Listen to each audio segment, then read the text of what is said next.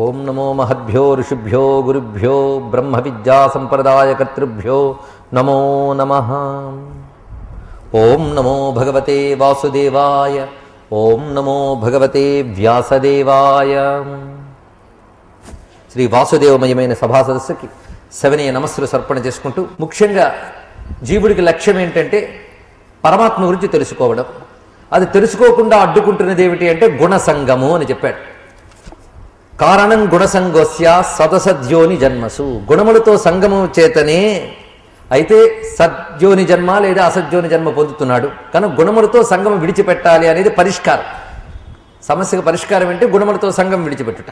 సంగం విడిచిపెట్టాలంటే ముందు గుణములంటే ఏమిటో తెలియాలి కదా, దాని గురించి తెలియజేస్తున్నాడు. సృష్టిలో ప్రతి జీవి కూడా ఈ ప్రకృతిలో త్రిగుణముల చేత బంధింపబడతాయని, అందులో సత్వ రజస్తమో గుణముల్లో ఒక్కొక్క దాని గురించి లక్షణాన్ని తెలియజేస్తూ, సత్వము నిర్మలమై ప్రకాశకము అనామయము సుఖసంగేన బధ్నాతి జ్ఞానసంగేన చానఘ. ప్రతివారిలో సత్వగుణం ఉంటుంది. ఈ సత్వగుణం ఏం చేస్తుందంటే ఒక విషయం గురించి తెలుసుకోవాలనే ఆసక్తిని సృష్టించి తెలుసుకునేటట్టు చేసేది సత్వగుణం. అలాగే సుఖంపై ఆసక్తిని పుట్టించి సుఖం పొందేలా చేసేది సత్వగుణం. సత్వగుణం మనలో ఉద్బుద్ధమైనప్పుడే ఒక సుఖాన్ని అనుభవించగలం, ఒక విషయాన్ని తెలుసుకోగలం. కనుక ఎవరైనా ఒక విషయాన్ని తెలుసుకుంటున్నారన్నా, ఒక విషయంలో ప్రవీణుడయ్యాడన్నా వాడు సత్వగుణం వలన ఆ పని చేయగలుగుతున్నాడు. రజోగుణం ఏం చేస్తుందంటే కర్మల యందు సంఘాన్ని ఏర్పరుస్తుంది.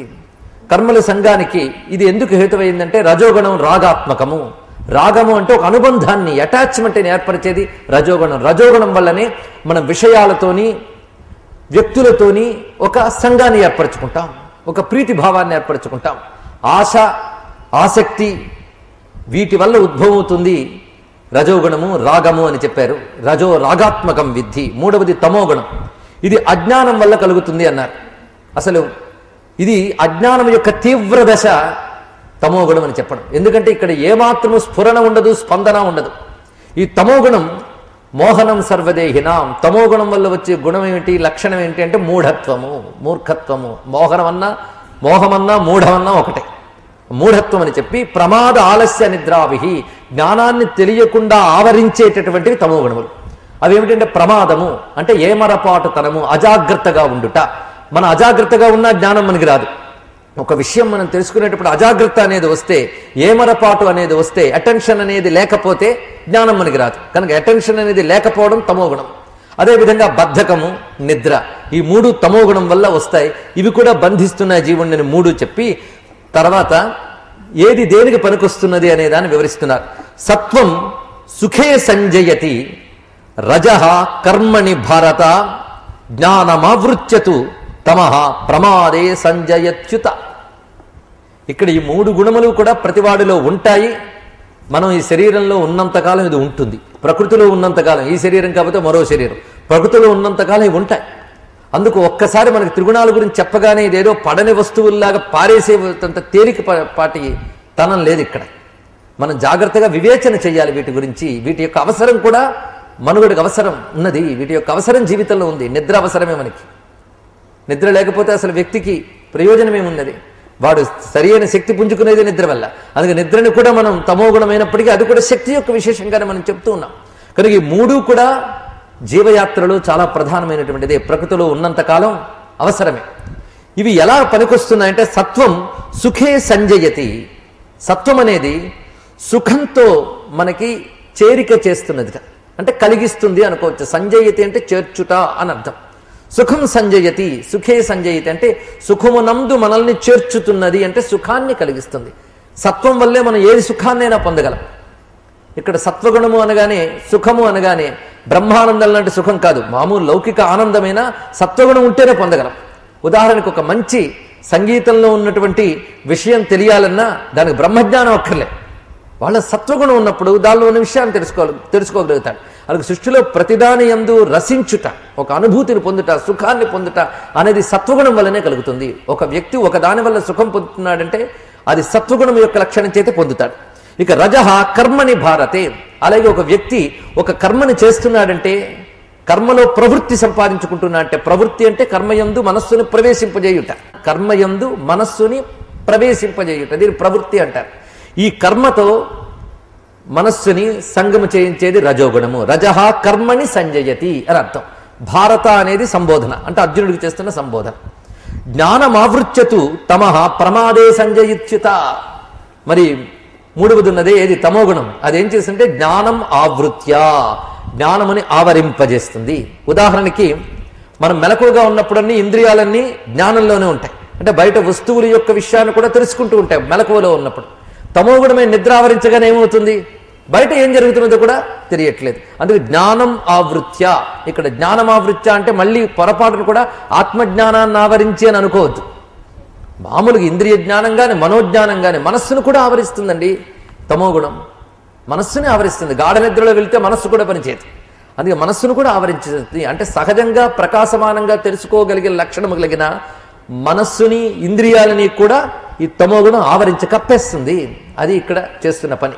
అందుకు జ్ఞానం ఆవృత్య తు అనే మాట ఇక్కడ వేశాడు. తు అంటే ప్రత్యేకించి తమోగుణానికి తు అన్నది కూడా అనే అర్థంలో వాడతారు.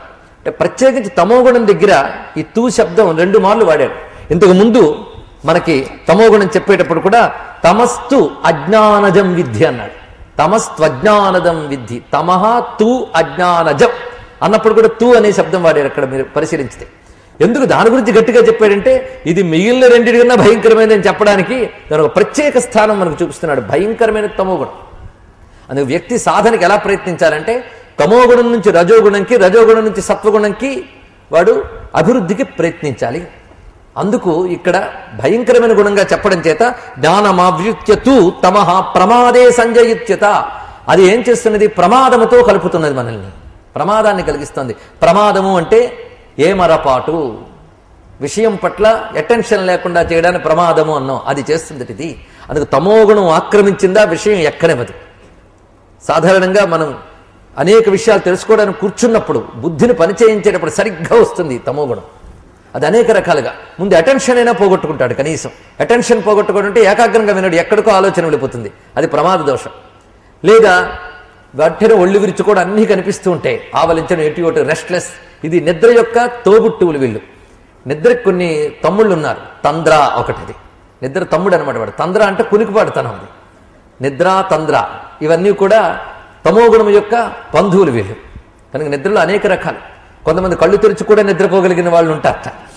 కూర్చుని నిద్రపోతారు కొందరు, నిలబడి నిద్రపోగలిగారు కొందరు. నిద్ర అనేక లక్షణాలు, ఇవన్నీ తమోగుణములు. ఇవి ఏం చేస్తాయంటే తమోగుణం జ్ఞానాన్ని మనకి రానివ్వదు. అది ఆత్మజ్ఞానం కానివ్వండి, ఏ జ్ఞానం కానివ్వండి. సృష్టిలో కొందరికి కొన్ని జ్ఞానాలు రావు. కొందరికి లౌకిక జ్ఞానాలలో కొన్ని పట్ల మరీ ఆసక్తిగా ఉంటారు. ఆ లౌకిక జ్ఞానాల్లో కొన్ని విశేషాలు అవగతం కావు. అంటే విద్యల్లో కూడా కొన్ని విద్యలు చేరవు. అంటే ఆ విద్యల పట్ల వాళ్ళకి తమోగుణం ఆక్రమించుకుందనమాట. అదేవిధంగా ఇక బ్రహ్మజ్ఞానం విషయమా తర్వాత ఆలోచిద్దాం. ముందు ఇక్కడ ఈ గుణములు మనలో ఎలా పనిచేస్తున్నాయని తెలుసుకోవడం. వీటన్నిటికీ ఆత్మజ్ఞానం అనుకోవద్దు. మనలో ఉన్నటువంటి విషయాన్ని ఇక్కడ చెప్తున్నాడు. ఇదే మనకు అర్థం కావట్లేదు అంటాను. చూసారా, బయట విషయం గురించి రామాయణమో హనుమంతుడో సుందరకాండో అక్కడ హనుమంతుడు చేసిన చేష్టలు చెప్తే భలే ఆసక్తిగా వింటాం. ఇవన్నీ బాహ్య విషయాలు. ఇవి మాత్రం మనం వినడం లేదు, ఎందుకంటే ఇవి లోపల విషయాలు, మన లోపల విషయాలు. ఇవన్నీ కూడా ఈ సత్వరజస్తమో గుణ విషయములు ఎక్కడివి? ఎక్కడో బయట జరుగుతున్నాయా? నీ లోపల, నా లోపల, అందరి లోపల జరుగుతున్నటువంటి అంశములు. అందుకు తమో గుణం యొక్క లక్షణాన్ని చెప్తున్నాడు. ఏవేవి బాగా తెలుసుకుంటే వాటిని ఎలా బాగు చేసుకోవాలో తర్వాత తెలుసుకుంటాం.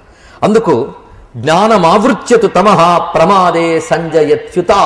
అది ప్రమాదముతో కలుపుతున్నది కదా అన్నాడు ఇక్కడ. అంటే పొరపాటు అనే దాన్ని కలిగిస్తున్నది. రజస్తమశ్చాభిభూయ సత్వం భవతి భారత. రజస్సత్వం తమశ్చైవ తమస్సత్వం రజస్తథ. చూడండి ఇక్కడ ఎలా చెప్తున్నాడంటే, ఒక్కొక్కప్పుడు 3 గుణాలు మనలో ఉన్నా ఒకదాని అవసరం వచ్చినప్పుడు ఆ గుణం బయటకు వస్తుంది, మిగిలిన 2 గుణాలు దానికంటే తగ్గుంటాయి. ఈ గుణం దాన్ని కిందకు తోసి పైకి వస్తుందిట. అలా అయితేనే మనం పని చేయగలం. ఒక విషయాన్ని మనం తెలుసుకుంటున్నాము అన్నప్పుడు ఏం పని చేయాలి? ఏ గుణం పని చేయాలి? సత్వగుణం పని చేయాలి. ఒక విషయం వినేటప్పుడు మనకు ఆ విషయం బాగా అర్థం కావాలంటే సత్వగుణం పని చేయాలి. గీతోపన్యాసమే కాదు, ఏ విషయమైనా. చిన్నప్పుడు మనం లెక్కలు నేర్చుకున్న క్లాసునైనా గుర్తు తెచ్చుకోండి కనీసం. ఏ విషయం మనం ఇంద్రియాల ద్వారా మనస్సు రిసీవ్ చేసుకునేటప్పుడు, ఇంద్రియాల ద్వారా ఎవరు రిసీవ్ చేసుకుంటారు? మనస్సే. ఇంద్రియాలు మనస్సుకు చేరవేసేటటువంటి కరణాలే తప్ప ఇంద్రియాలు స్వయం చైతన్యాలు కావు కదా. ఇంద్రియాలు వాహికలు, ఇంద్రియాల ద్వారా మనస్సులోకి ప్రవేశిస్తాయి. కనుక మనస్సు ఇంద్రియాల ద్వారా గ్రహించేటప్పుడు జ్ఞానంలో ఏముండాలి? సత్వం ఉండాలి. ఈ సత్వం వచ్చేటప్పుడు రజోగుణం తమోగుణం రాకూడదు, అవునా లేదా? ఈ రజోగుణం తమోగుణం వచ్చేయా, అది రాదు. అప్పుడు ఏం చేస్తుంది సత్వం? ఈ రెండింటి పక్కకు తోసి ఇది ముందుకు వస్తుంది. వచ్చినప్పుడే మనం ఏ విషయాన్నైనా గ్రహించగలం. అలాగే రజోగుణం ఏం చేస్తుందంటే అది ప్రకోపించినప్పుడు సత్వము తమస్సు క్రిందకి వెళ్తాయి.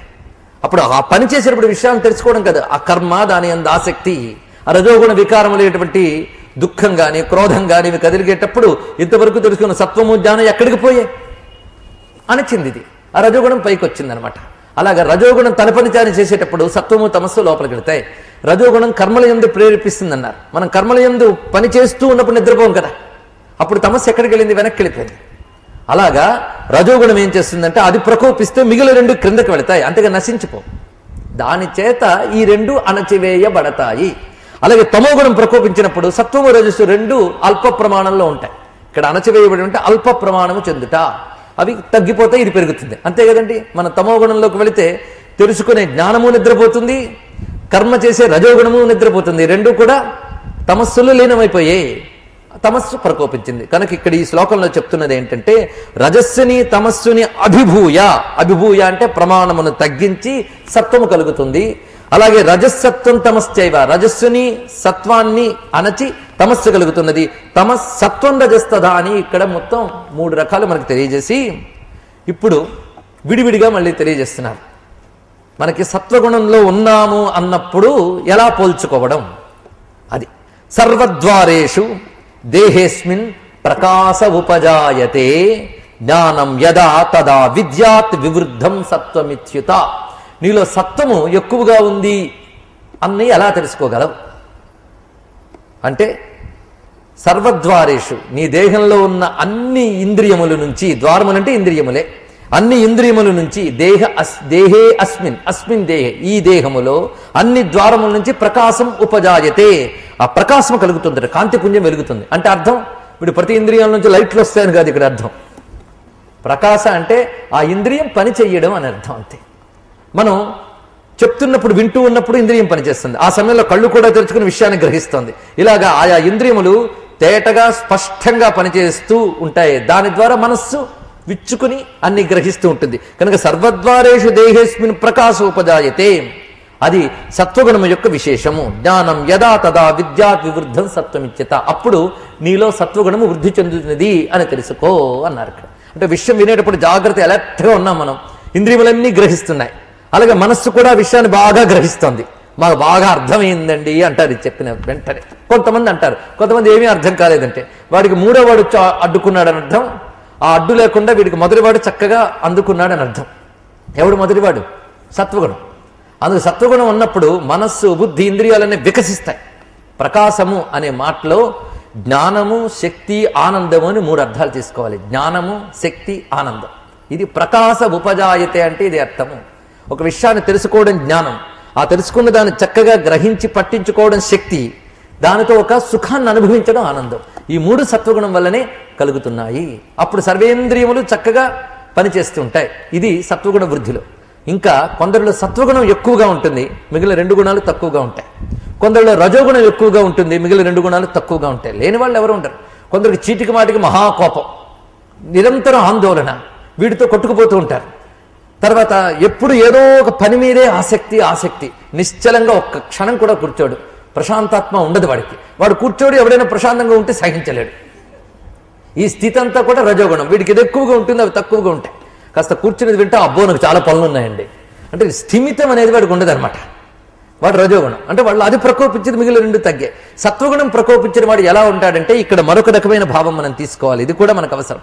సత్వగుణం ప్రకాశించిన వాడికి మొత్తం అన్ని ఇంద్రియముల నుంచి ప్రకాశం ఉంటుందిట. అంటే అర్థం వాడు ప్రతి ఇంద్రియము చాలా తెలివిగా మెలకువగా ప్రవర్తిస్తుంది అంటున్నాడు ఇక్కడ. ఏది పడితే అది తింటాడు అజ్ఞాని. సత్వగుణం వృద్ధి చెందిన వాడు ఏది తినాలో అది తింటాడు. అంటే వాడికి నోరు అది ప్రకాశంగా పనిచేస్తుంది, ఏది ఎలా స్వీకరించాలో అలా చేస్తుంది. అలాగే శరీరాన్ని నియంత్రిస్తాడు. ఇవన్నీ సత్వగుణం వల్లను జరుగుతూ ఉన్నటువంటివి. అలాగే ఏది వినాలో అది వింటాడు సత్వగుణం వృద్ధి చెందినవాడు. అంటే మంచి విషయములు వినుట. ఎందుకంటే సృష్టిలో అందరికీ చెవులు ఉన్నా, అందరూ వింటున్నారు. కానీ ఏది వినాలో అది వినడు, అదే ప్రకాశం. అంటే చెవికి ఆ ఎరుక రావాలి, ఏది వినాలో అది వినాలి, ఏది చూడాలో అది చూడాలి, ఏది తినాలో అది తినాలి. అలాంటప్పుడు వాడి ముఖంలో ఒక తేటదనం, ఒక ప్రశాంతం వాడి సర్వేంద్రియముల నుంచి అందరికీ కనిపిస్తుంది. వాడిని చూడగానే చాలా ఆనందిస్తారు. కొంతమంది సాధకులు ప్రశాంతంగా మాట్లాడే వాళ్ళని చూస్తే మనకి ఇంకా చూడాలనిపిస్తుంది. కొందరు ప్రశాంతంగా నవ్వుతూ కనిపిస్తారు, అది సత్వగుణ లక్షణం. వాళ్ళు తేటగా ఉంటారు. అంతేగాని కొందరు పలకరించడానికి భయం అండి బాబు, ఎక్కడ కసురుకుంటాడో అని. వాళ్ళ రజోగుణ లక్షణం ఉందన్నమాట. అది సత్వగుణం ఆ ప్రకాశాన్ని తేటగా స్ఫురింపజేస్తూ ఉంటుంది. అది చూసిన వాళ్ళకు కూడా ఒక ప్రసన్న భావం కలుగుతుంది. అక్కడ ఉన్నది ఇక్కడికి వస్తుంది కదండి.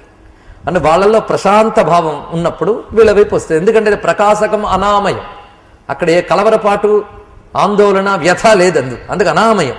అందుకు అనామయమైన ఆ భావం వాడి ఇంద్రియాల నుంచి కనిపిస్తుంటే చూసిన వాడికి కూడా ఒక అనామయ భావం తత్కాలంగానైనా కలుగుతున్నది. కనుక సత్వగుణం వృద్ధి చెందినప్పుడు ఉండే స్థితి ఇది. సృష్టిలో మామూలు మనుషులు కూడా ఎప్పుడూ ఒక్కలాగుండరు. ఎంత కోపిష్టాన్ని ఒక్కొక్కప్పుడు ఆనందంగా చక్కగా ఉల్లాసంగా ఉంటాడు. అప్పుడు తెలుసుకోవాలి ఏంటంటే, ఓ ఇప్పుడు వీడు సత్వగుణం బాగా ఉంది వీడిలో అని తెలుసుకోవాలి. అందుకు ఎప్పుడు సత్వం వృద్ధి చెందిందని తెలుసుకుంటావు అంటే, సర్వేంద్రియముల నుంచి ఒక ప్రసన్నమైన, జ్ఞానమయమైన, ఆనందమయమైన ప్రకాశము వెలువడినప్పుడు సత్వగుణము వృద్ధి చెందిందని తెలుసుకో. అది నీలోనైనా అవతల వాళ్ళైనా. నువ్వు కూడా ఎప్పుడు సత్వగుణంలో ఉన్నావో నువ్వే పోల్చుకోగలవు. ఆ ప్రశాంతంగా ఉన్నప్పుడు, అందరికీ చక్కగా నువ్వు ఆనందం కలిగించేటప్పుడు ఇప్పుడు సత్వగుణం. అందుకే అమ్మయ్య వాళ్ళ ఆయన మూడు బాగుందండి అని, ఏది వాళ్ళు నేను చాలా హుషారుగా ఉన్నాను మూడు బాగుందని మనమేమైనా చెప్పుకోగలం. ఇదనమాట సత్వగుణంలో ఉండేటువంటి విషయం. రెండోది చూడండి, రజోగుణం వృద్ధి చెందిందని ఎలా పోల్చుకోగలవు ఇది చెప్తున్నాడు. లోభ ప్రవృత్తి ఆరంభ కర్మణామశమ స్పృహ రజస్యేతాని జాయంతే వివృద్ధే భరతర్షభ. రజోగుణంలో ఏమవుతున్నదో ఇక్కడ వివరిస్తున్నాడు. రజోగుణంలో ఎన్ని రకాలు పోల్చుకోవచ్చు చూడండి. లోభం అన్నాడు మొట్టమొదట. అది బాగా మనలో కనిపించినప్పుడు రజోగుణం వృద్ధి చెందింది అని అర్థం. లోభం అంటే ఒక్కొక్కరు ఒక్కొక్క రకమైన అర్థం రాశారు. లోభం అంటే పరవస్తువుపై వ్యామోహము అన్నారు కొంతమంది. ఇతర వస్తువుల మీద వ్యామోహం. వీడికి ఎంత ఉన్నా పక్కకు తోసి పక్కవాడి చూస్తుంటాడు వాడు. అది ఉంటుంది. పర అన్న దాని మీద వ్యామోహం. వీడికి లక్ష ఉంటాయి అయినా చాలదు, ఇంకోటి దాని మీద వ్యామోహం. పర అంటే కొందరికి చాలా ప్రీతి. దీన్ని పొరుగింటి పుల్లకూర రుచి అంటారు. వీడింట్లో ఎన్ని కూరలున్నా పొరుగింటి పుల్లకూర మీద రుచి. పరధనే పరయోషిచ స్పృహ అని చెప్తాడు. పరధనే పరయోషిషు, పరస్త్రీల యందు, పరధనాల యందు, పరవస్తువుల యందు వ్యామోహం. వీడికి ఉన్నది చాలక ఇంకా అవతల వెళ్ళేది కూడా కావాలనుకోవడం, ఇది లోభం అన్నారు. అదొకటి లోభం అంటే. అలాగే తనకు లభించిన వస్తువు చేజారిపోకుండా దాన్ని కాపాడుకుని దాని పట్ల ప్రీతి పెంచుకోవడం, దోచుకోవడం లేదా దాచుకోవడం, ఇదే లోభం. దోచుకోవడం, దాచుకోవడం, దోచుకున్నది దాచుకోవడం, దాచుకున్నది ఇంకొకరు దోచుకోకుండా చూసుకోవడం, ఇదే లోభం అండి. నిరంతరం దాని పట్ల తిరగడం. ఇప్పుడు మనకు కనిపిస్తోంది ఇది. లోభు యొక్క అవతారాలు ఎన్ని కనిపిస్తున్నాయో. ఇంత చేసుకుని ఏం చేస్తాడు? ఒక మహానుభావుడు చమత్కారం చేస్తాడు. అదేమిటంటే, లోభికి మించిన దాత లేడన్నాడండి. ఏమిటి ఈ చమత్కారం? లోభి దాత ఎలా అవుతాడండి? దాత అయితే లోభి ఎలా అవుతాడు? కానీ లోభికి మించిన దాత లేడన్నాడు. ఎందుకంటే దాతట వాడికి తెలిసి వాడి చేత్తో ఏది ఇస్తే అవతల వాడు పుచ్చుకుంటాట. లోభి తన చేత్తో ఏది ఇవ్వట కానీ అందరికి వెళ్ళిపోతుంది. అది ఎలాగూ వీడు ఏది పట్టుకెళ్ళి చస్తాడు కదా, అప్పుడు ఎవరికి వెళ్తుంది? అదంతా ప్రపంచానికి వెళుతుంది. కనుక లోభికి మించిన దాత లేడన్నాడు ఒక చమత్కారి. కృపణేన సమోదాత నభూతో నభవిష్యతి అన్నారు. ఇది చమత్కారం. ఎందుకంటే వాడు ఇస్తున్నాను అనుకోకుండా ఇచ్చేస్తాడు వాడు. ఇంకా దాతకైతే ఇస్తున్నానని స్పృహ ఉంటుంది, వీడికి ఇస్తున్నాను అనుకోడు కానీ అన్నీ వెళ్ళిపోతాయి అక్కడికి. ఎవడు మాత్రం ఏం పట్టుకుపోతాడు? అందుకు లోభి దాచిన ధనమంతా అయితే రాజు పాలు లేదా ప్రజల పాలు, ఎవడిదో వాడు పాలు, వాడి పాలు మాత్రం కాదు. అందుకు లోభిత్వం అంటే అది. తన సొమ్ము మీద అత్యాశ, దాచుకోవాలనే తపన, ఇతరుల మీద సొమ్ముల మీద ఆశ కూడా లోభిత్వానికి వస్తున్నది. తర్వాత ప్రవృత్తి ఆరంభ. ఇవి జాగ్రత్తగా వినేటప్పుడు ఒక్కొక్కదాన్ని 4-5 చెప్పాడు ఇందులో. ఈ 4-5లో ఏదో రజోగుణంలో కూడా గుడ్ ఎలిమెంట్ ఉంటుంది, అది కూడా పనికొస్తుంది. అవి జాగ్రత్తగా గుర్తుపెట్టుకోవాలి. ఆ సమయం వచ్చినప్పుడు వివరిస్తాను, అందుకే శ్రద్ధగా వింటే చాలు. ఇక్కడ ప్రవృత్తి అంటే ఇందాక ఒకటి చెప్పుకున్నాం. ఏమిటి?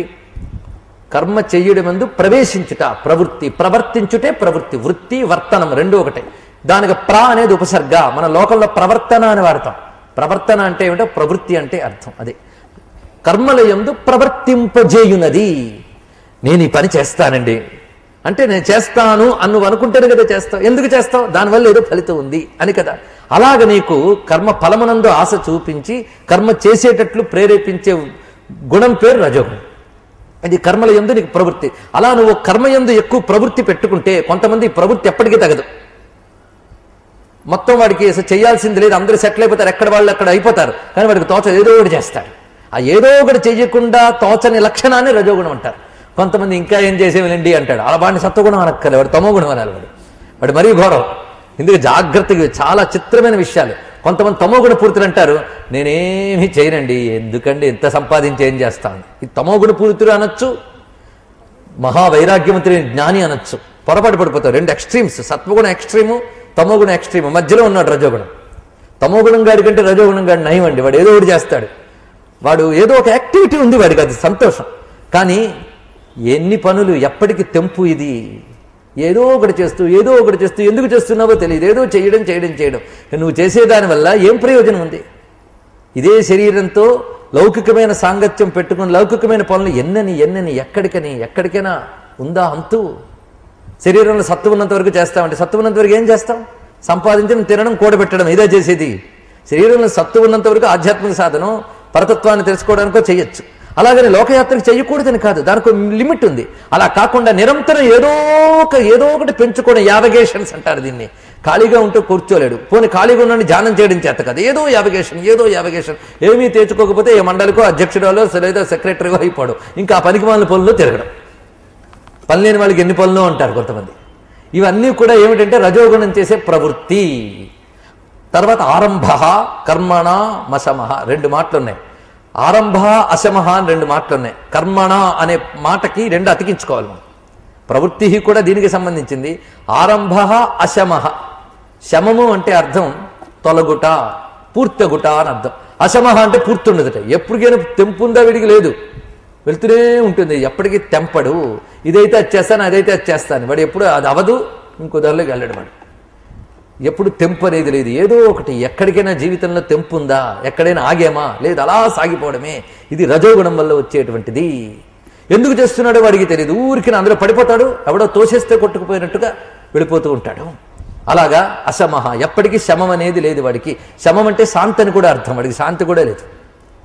అంతేకాదు ఆరంభ అశమః వాడి కర్మకి లేదుట. వాడి కర్మకి ఆరంభ అశమః ఈ రెండు లక్షణాలు ఉంటాయి వాడికి. అంటే శమము లేదు, ఆరంభం ఉంది. అశమః అంటే శమము లేకపోవట, ఆరంభ అంటే ఆరంభం ఉండుట. ఈ రెండు వాడి కర్మకు ఉంటాయి. అంటే వాడి కర్మకి తెంపు ఉండదు, చేస్తూనే ఉంటాడు. ఆరంభం ఉంటుంది. ఆరంభం అంటే అర్థం ఏంటి? ప్రారంభిస్తాడు, ఏదో కర్మ ప్రారంభిస్తాడు అని కాదు అర్థం. సర్వారంభ పరిత్యాగం తర్వాత చెప్తాడు. ఆరంభము అంటే ఇది నాది అనుకోవడం, ఇది నాకు కావాలనుకోవడం, ఇది ఆరంభం అంటే. ఆరంభం అనే మాటకి ఇదే అర్థం. వాడు పని చేస్తూనే ఇది నాది, దీనివల్ల నాకు ఇది కావాలి అనుకుంటాడు, ఇది ఆరంభం. ఈ ఆరంభంతోని అశమః, తెంపు లేకుండా ఈ రెండు లక్షణాలు వాడి కర్మకుంటాయి. ఏముంటాయి? ఒకటి ఆరంభం, ఇంకోటి అశమం. ఈ రెండు లక్షణాలు వాడి కర్మకుంటాయి. కనుక లోభము, ప్రవృత్తి, ఆరంభము, అశమః, స్పృహ. స్పృహ అంటే దీనికి అర్థం ఏం చెప్పారంటే, దీనికి భోగలాలస అని అర్థం. ఏదో కావాలనే తనం. ఇది లోభత్వం కాదు. లోభత్వం కంటే మరొకటి, రెండు ఒక్కలాగే కనిపిస్తాయి. లోభం కూడా ఏదో కావాలంటే కనిపిస్తాయి. ఇంచుమించు తృష్ణకి దగ్గరది స్పృహ అనేది. ఎప్పుడూ కూడా ఏదో ఒకటి కావాలి అనేటువంటి లక్షణాన్ని స్పృహ అంటారు. దీన్ని భోగలాలస అని కూడా అనుకోవచ్చు. ఇవి దేనివల్ల వస్తాయి? రజసి, రజోగుణమునందు ఇవి కలుగుతాయి. కానీ ఇవి కలిగినప్పుడు నువ్వు తెలుసుకోవాలి ఏంటంటే రజోగుణం ఎక్కువ ఉందని. ఇది అవతల వాడిలో రజోగుణం ఉందా తెలుసుకోవడానికి చెప్పట్లయినా, నీలో ఏ గుణం ఉందో బాగా నువ్వు తెలుసుకోగలవు. వీటిలోనే ఉన్నావా? అయితే నువ్వు రజోగుణ ప్రవృత్తి నీలో ఎక్కువ. ఇందాక చెప్పినట్టు దాంట్లో ఉన్నావా? సత్వగుణమునందు ఎప్పుడు ఏదో ఒకటి తెలుసుకుంటూ జ్ఞానాన్ని గ్రహించుతూ చక్కగా ఒక సుఖము, శాంతి, ప్రశాంతత, ఆనందము, నిలుకడ ఇలాంటి వాటి యందు నువ్వు ఉంటే నీలో సత్వగుణం ఎక్కువ ఉన్నట్టు నీకు నువ్వే చెప్పుకోవచ్చు. అయితే ఇది ఎప్పుడు ఇలా ఉంటుందని లేదు. అప్పుడప్పుడు రజోగుణం ఎక్కువ ఉన్నవాడికి అప్పుడప్పుడు సత్వగుణం ఉంటుంది. ఎంత దుర్మార్గుడైనా అప్పుడప్పుడు మంచివాడే. అప్పుడప్పుడు మన కర్మ బాగుంటే అప్పుడే మనం దొరుకుతాం వాడికి. అలాగా మూడు గుణాలు ఉంటాయి ప్రతి వాళ్ళలోని. ఇక్కడ చెప్పేటప్పుడు ఒకళ్ళు రజోగుణం అంటే రజోగుణం ఎక్కువ అని అర్థం, కానీ వాడు పూర్తి రజోగుణం అనడానికి లేదు. పూర్తి రజోగుణం అంటే రాక్షసుడు అవుతాడు, గుర్తుపెట్టుకోండి.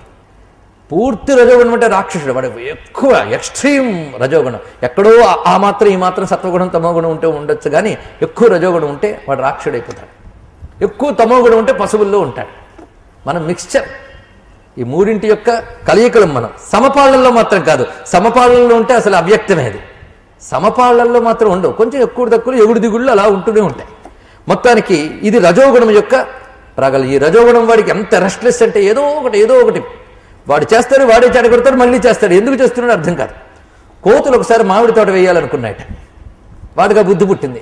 వెంటనే మామిడి టెంకలన్నీ తెచ్చి పాతి మళ్ళీ మరుసటి రోజు చూసి మళ్ళీ పారేస్తున్నాయట. అవి అలాగే చేస్తే బాబు వాటికి నిలకడలేదు. కనీసం ఒక మొలకొచ్చే వరకు కూడా ఆగలేవు అవి. అవి పోతే అవి తీస్తే అవి పారేస్తాయి. ఇంకా అవి తోటేసేది ఎప్పుడు? అలా ఉంటే ఈ రజోగుణంలో ఉన్నటువంటి వాళ్ళ పనులన్నీ కూడా రెస్ట్లెస్నెస్. ఏం చేస్తున్నారు వాళ్ళకి తెలియదు. ఎప్పుడు ఏదో ఒక అశాంతి. ఒక్కసారి నన్ను సుఖంగా ఉన్నానని చెప్పలేడు వీడు. ఏం చేస్తాం? ఉదయం నుంచి ఆందోళనే, టెన్షన్ వర్రీ. ఈ రెండే మంత్రాలు ఇప్పుడు మనకు భారతదేశంలో పసిపిల్లాడి నుంచి పండు ముసలి వాళ్ళ వరకు వినబడే టెన్షన్. అక్షరాలు రానటువంటి వాళ్ళకు కూడా టెన్షన్ అన్నమాట మాత్రం వచ్చు. ఎవరిని అడగండి టెన్షన్. వాడు ఇంక ఎల్కేజీ వస్తాడు పిల్లాడు, భాష రాగానే ఏదొచ్చిందో టెన్షన్. ఏమి టెన్షన్ అంటే పొద్దున్న లేగానే నాకు నర్సరీ స్కూల్కి పంపించడానికి అమ్మ తెమిల్చడానికి టెన్షన్ పడ్డవాడు చూస్తాడు. టెన్షన్. ఇవన్నీ రజోగుణ ప్రాబల్యం వల్ల. దీనివల్ల పెరిగేది రజోగుణం పెరగడం వల్ల బీపీలు వగేరాలు రోగాలు అన్ని దానివల్ల వస్తాయి. తమోగుణం పర్వాలేదు, పడుకోబెట్టి ఊరుకుంటుంది. ఈ టెన్షన్లు వగేరాలన్నీ ఇదిగో దీని తాలూకా గిఫ్ట్స్ అన్నమాట, కానుకలు. ఇవి రజోగుణం చేసేటువంటి పని. ఇక మూడవ దాని గురించి చెప్తున్నాడు, తమోగుణం యొక్క పనులు. అంటే దాన్ని ఐడెంటిఫై చేయడం ఎలాగ నీలో ఏది ఎక్కువ ఏది తక్కువ. తమోగుణం ఎక్కువ ఉంటే ఎలా ఉంటుందో చూడ. అప్రకాశ మొదటిది. ప్రకాశము మొదటి వాడికి చెప్పాడు. ప్రకాశ ఉపజాయతే సత్వంలో. వీడు అప్రకాశ, అసలు ఏమీ బాధ లేదు వీడికి. అవతల నుంచి ఏ వెలుగు వీళ్ళకి ప్రవేశించదనమాట. అవతల వాడు బోల్డ్ టార్చి వేస్తాడు, కానీ ఇక్కడ గోడ కట్టించాడు. ఏం వెళ్తుంది లోపలికి? అదే అద్దం ఉండుంటే లోపలికి వెళ్ళేది. వీడు గోడ లాంటి వాడు, వీడు ఏ వెలుగు లోపలికి వెళ్ళదు, బాధే లేదు. ఇది తమోగుణం. అవతల వాడు చెప్తే నమోస్తు నారాయణ, తమంధమా అని అంటారు. నమోస్తు నారాయణ. మనకి దున్నపోతు రోడ్డు మీద వెళ్తూ ఉన్నప్పుడు వాడు హారన్ కొడతాడు పెద్దగా, అది కదలదు. వీడు ఆగాల్సింది కానీ అది కదలదు. కదిలితే దైతాల చేత కదిలితే వీడు కదలలేదు. ఆ దున్నపోతు కరడు కట్టిన తమోగుణానికి ఒక ప్రతీక. ఈ లక్షణం వాడినే మహిషాసురుడు అన్నారు పురాణ భాషలో. అది తమోగుణం. అప్రకాశ ఇది మామూలుగా రెండు రకాలుగా తీసుకోవచ్చు. ఈ సత్వగుణానికి విరుద్ధం, ఇది పూర్తి విరుద్ధం. మామూలు లౌకిక విషయాలు చెప్పినప్పుడు కూడా కొందరికి ఏమీ ఎక్కవు. కొందరికి వాడు ఏమన్నాడండి అంటాడు. ఒకటి చిన్న జోకు వేసిన ఇతర వాడికి అర్థం కాదు. వాడికి అంత తమస్సు ఉందన్నమాట. స్పార్క్ అనేది ఉండదు వాడికి. ఇది లౌకికంగా. పారమార్థికంగా మనం ఆలోచించినా తమోగుణం ఎలా ప్రమాదం అంటే, భగవద్జ్ఞానం చెప్తే ఏ మాత్రం ఎక్కని వాళ్ళు చాలామంది ఉన్నారు ఈ జగత్తులో. ఎక్కువ మంది వాళ్ళే ఉంటారు.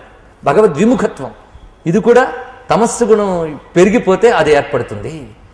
అయితే తమోగుణం పెరిగినా రజోగుణం పెరిగినా, రెండు పెరిగినా భగవద్విముఖత్వం ఏర్పడవచ్చు. ఎందుకంటే రజోగుణంలో తీవ్రమైన అహంకారం చేత భగవజ్ఞానం కలగదు. తమోగుణంలో అసలు ఏమీ ఎక్కదు కనుక అది వస్తుంది.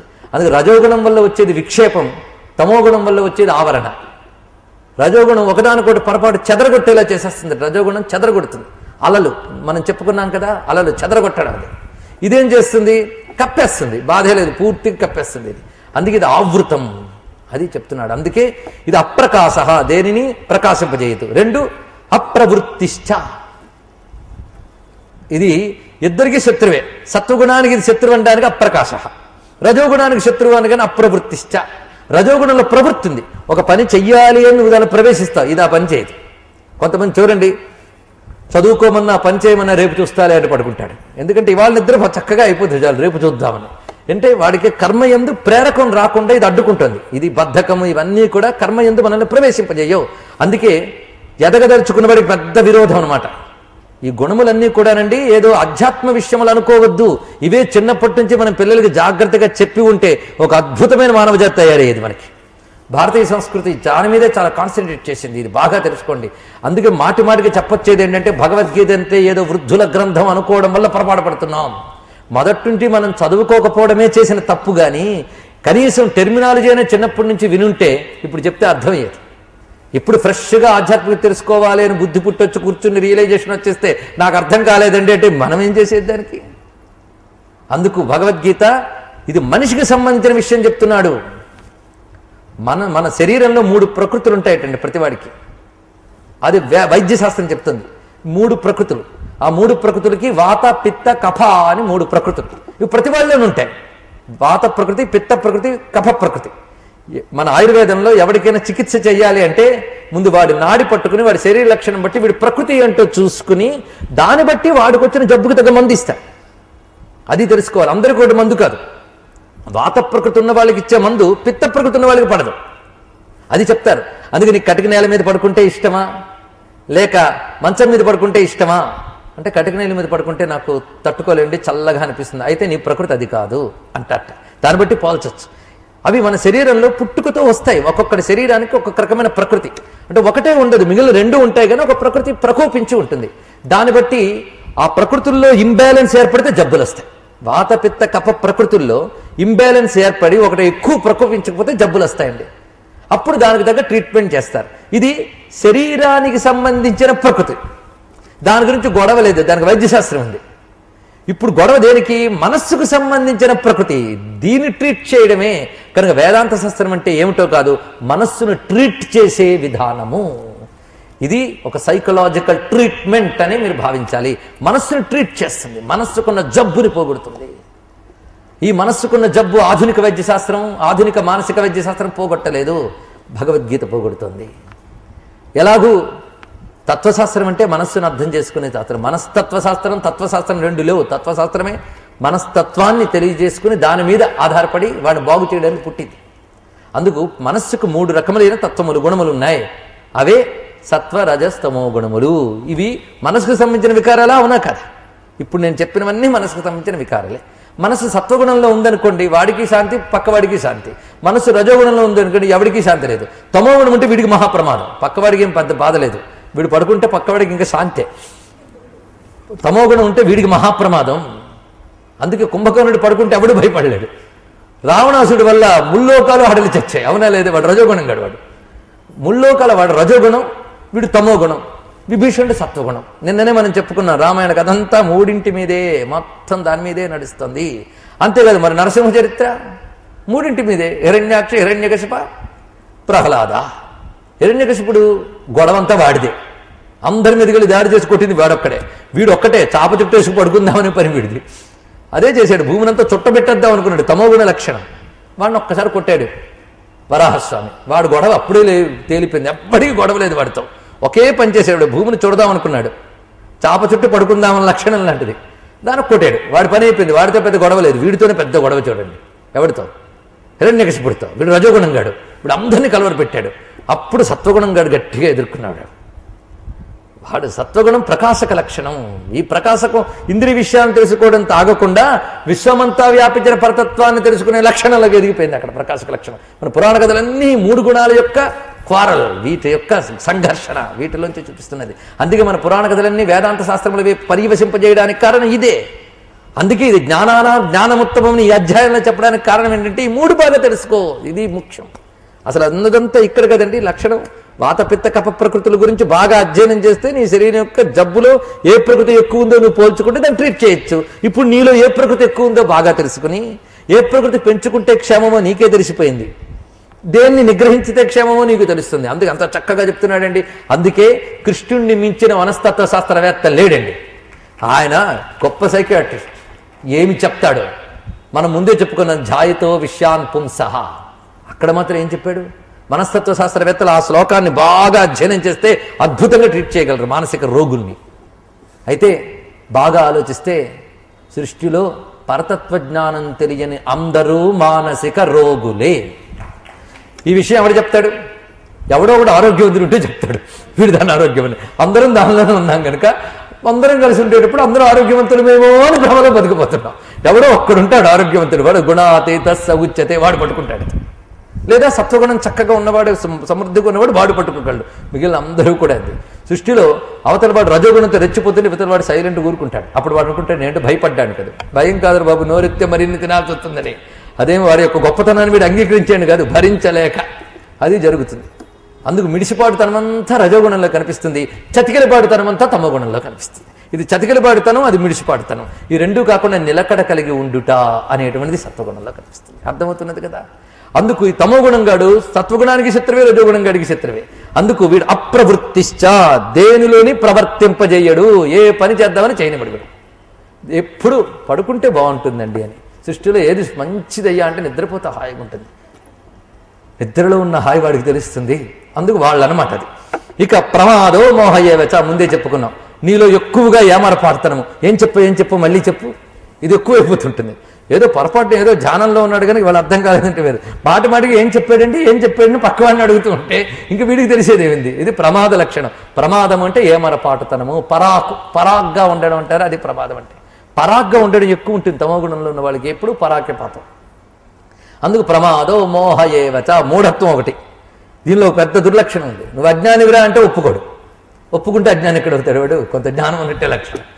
కనుక ఇక్కడ మోహ ఏవచ, ఆ మూఢత్వం అనేది ఉంటుంది. ఇది తమస్యేతాని జాయంతే వివృద్ధే కురునందన. ఓ కురునందన అర్జున, తమస్సు వృద్ధి చెందినప్పుడు ఈ లక్షణములు కనిపించును. ఈ మొత్తం చెప్పేశాడు. అయితే ఒక్కొక్కరిలో ఒక్కొక్కప్పుడు ఒకటి ఎక్కువ వస్తూ ఉంటుంది, ఒకటి పోతుంది. నిద్రపోవాలనుకున్నప్పుడు మిగిలిన నిండిపోయి ఇదే వస్తుంది. వెంటనే నా నిద్ర వస్తుందండి అని చెప్పకపోయినా ఆవలింత బట్టి అవతల బట్టి తెలుసుకోగలడు.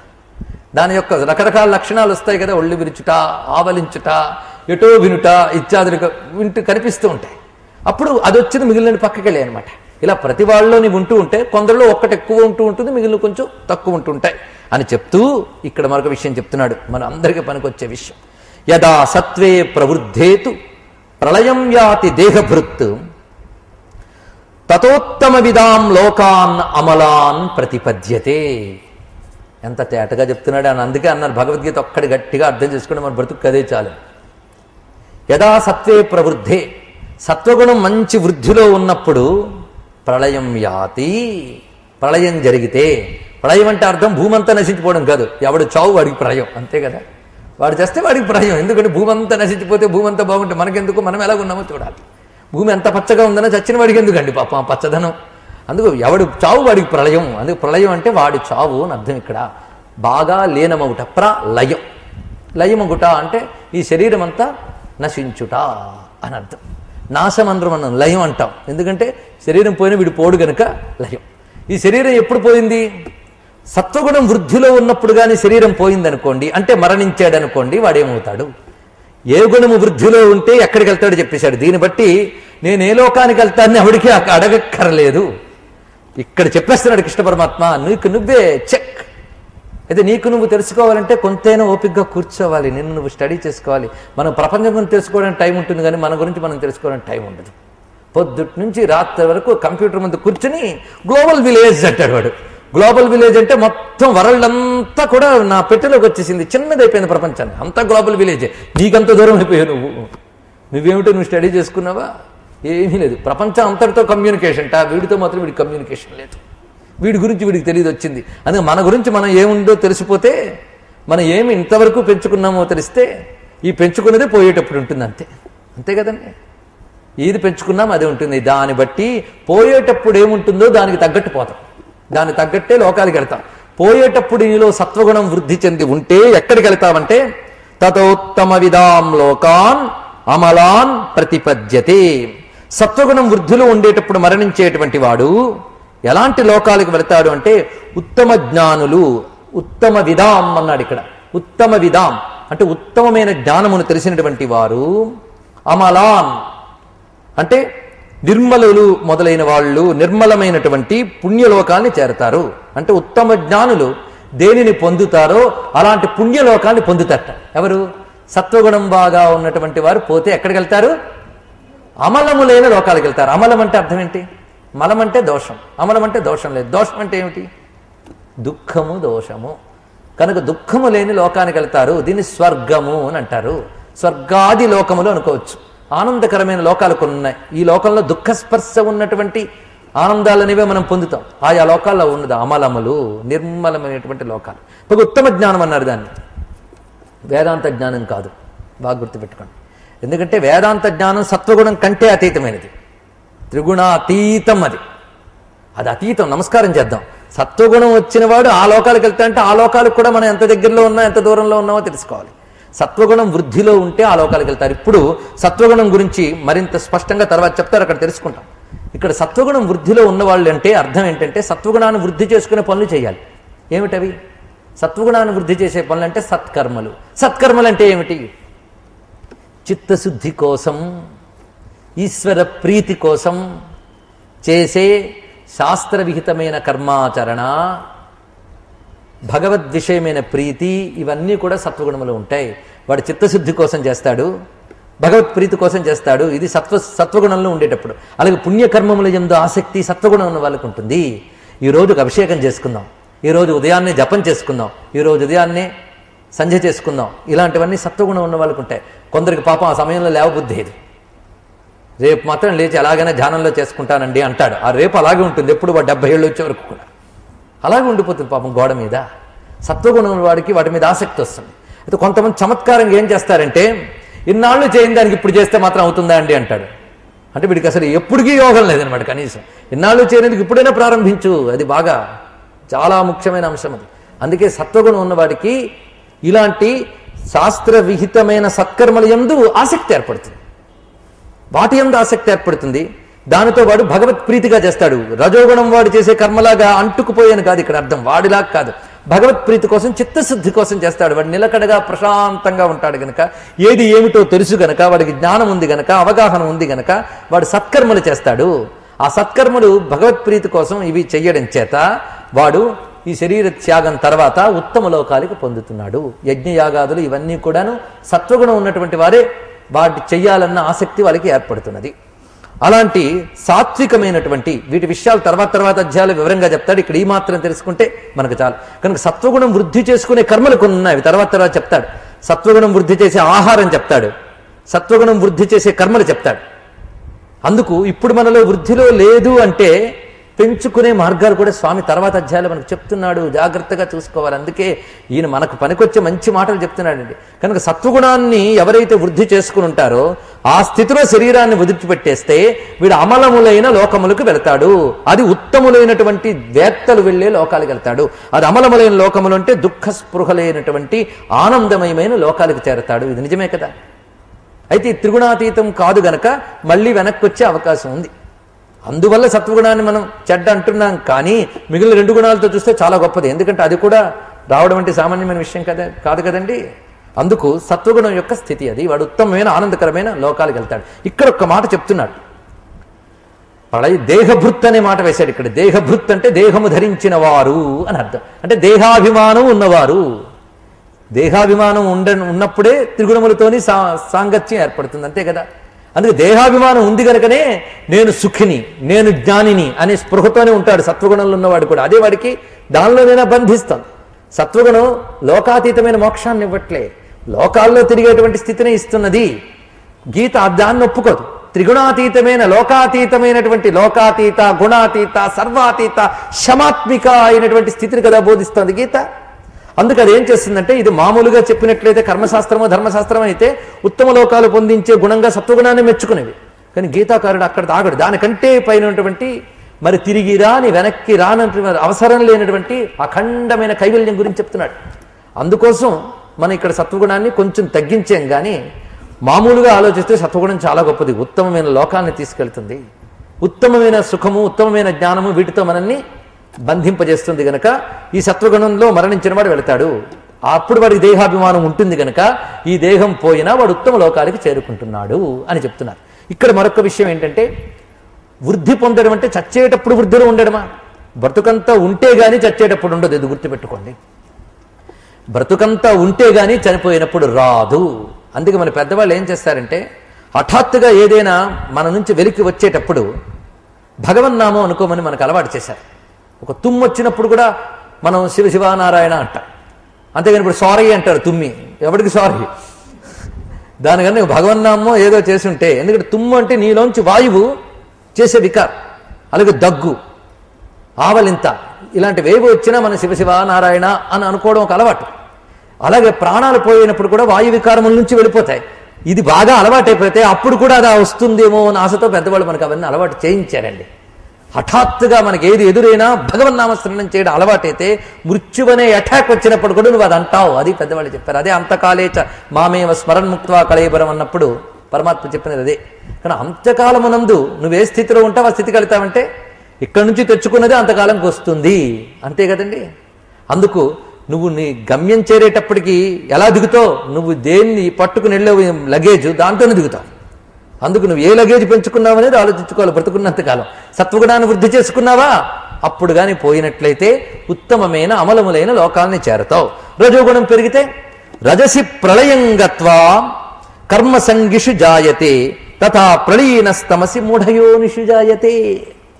రజసి ప్రళయంగత్వా, రజోగుణంలో గాని మరణించినట్లయితే వాడు మళ్ళీ కర్మసంగము కలిగిన దాంట్లో పడతాడు అన్నారు. మళ్ళీ కర్మసంగం కలిగిన దాంట్లో అంటే మళ్ళీ భూలోకంలో అని అర్థం. ఇక్కడ కర్మలోకం, ఇది భూలోకం కర్మలోకం. స్వర్గాది లోకాలు భోగలోకాలు, నరకాది లోకాలు యాతనాలోకాలు, ఇవి మనకు చెప్తున్నారు. అందుకు వీడు కర్మసంగిషు జాయతే, కర్మసంగిషు అంటే కర్మతో ఆసక్తి కలిగినటువంటి మానవ జాతిలో పుడతాడు వీడు. మళ్ళీ అంటే ఇలాంటి జన్మ వస్తుందని లేదండి, మళ్ళీ ఎలాంటి దౌర్భాగ్య జన్మలు వస్తాయో తెలియదు.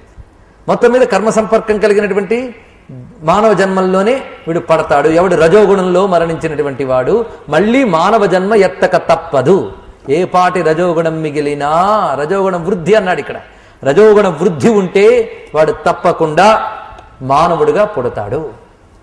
పుట్టి మళ్ళీ కర్మల్లో తిరుగుతూ ఉంటాడు.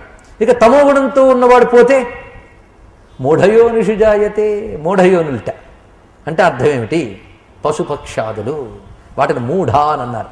మనకు మూఢ అనలేదు, ఎందుకంటే వీటికి అవకాశం ఉంది మూఢత్వం నుంచి బయటపడడానికి. వాటికి లేదు, వాటి జన్మలే మూఢ జన్మలు. ఎందుకంటే వాటికి రెండే తెలుసు, తినడం, ఇంద్రియాన్ని సుఖపెట్టడం. అది ఆ శరీరాన్ని సుఖపెట్టడంగా బ్రతికే వాళ్ళందరూ పశుపక్షాదులతో సమానమే. తమోగుణంలో అదే ఉంది కదా, తమోగుణంకి రెండే పనులు, తినడం పడుకోవడం. అదే కుంభకర్ణుడు చేసిన పని. వాడి పని అంతే, పడుకోవడం తినడం. మధ్యలో లేచాడు ఎందుకంటే తినడానికి, తర్వాత ఏం చేశాడంటే పడుకున్నాడు, అంతే కదా వాడు చేసిన పని. కనుక ఈ రెండే, శరీరాన్ని సుఖపెట్టడమే జీవితం అనుకున్న వాళ్ళందరూ తర్వాత జన్మలు రెడీగా ఉన్నాయట. ఏవి? మూఢయోనిషు పశుపక్షాదులు అన్నారు ఇక్కడ. అంటే రకరకాలైనటువంటి స్థాయిలు ఉన్నాయండి 84 లక్షల జీవరాశుల్లోని. ఈ రకరకాల స్థాయిలో రకరకాలు ఉన్నాయి. మూఢయోనుల్లో పుడతాడయ్యా తమో గుణంలో ఉన్నవాడు పోతే. తర్వాత పోయినప్పుడు ఏ స్థితిలో ఉంటే ఏ స్థితికి చేరతారనేది ఇంతవరకు చెప్పాడు. ఏ కర్మకి ఏ ఫలితమో మళ్ళీ చెప్తున్నాడు వివరంగా. ఎంత తేటగా విడివిడిగా ఎంత చక్కగా చెప్తున్నాడండి కృష్ణ పరమాత్మ. ఆయన ఒక టీచర్ అంటే ఏమిటో కృష్ణుడి దగ్గర నేర్చుకోవాలి. ఎంత చక్కగా ఎంత తేటగా చెప్తున్నాడో చూడండి. కర్మణ సుకృతస్యాహు సాత్వికం నిర్మలం ఫలం, రజసస్తు ఫలం దుఃఖం, అజ్ఞానం తమస ఫలం. ఎంత చక్కటి మాటలో ఇవి చూసారా? కర్మణ సుకృతస్యాహు సాత్వికం నిర్మలం పరం. ఏం చెప్తున్నాడు ఇక్కడ? సుకృతము అంటే మంచి పని. సుకృతమైనటువంటి కర్మకి ఫలం ఏమిటంటే సాత్వికమైన నిర్మలమైన ఫలం వస్తున్నది అన్నాడు. అంటే ఏంటి ఇక్కడ? సుకృతము సాత్వికము నిజానికి రెండు ఒకటి. మంచి పని, మంచి పని అంటేనే సాత్వికమైన కర్మని మంచి పని అంటారండి. రాజసమైన కర్మని మంచి పని అనడానికి లేదు. సాత్వికమైన కర్మని చిత్తశుద్ధి కోసం చేసే పని. అందుకే ఇక్కడ నిర్మలం అనే మాట వేశాడు, గుర్తుపెట్టుకోండి. నిర్మలం అంటే దీని అర్థం ఏంటంటే చిత్తశుద్ధి ఇవ్వడమే సాత్వికమైన కర్మకి ఫలితము. ఏమర్థమైంది ఇప్పుడు?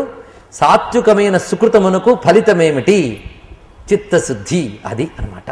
అందుకే మన వాళ్ళు ఏం చెప్పారంటే చిత్తస్య శుద్ధయే కర్మ అని చెప్పారు.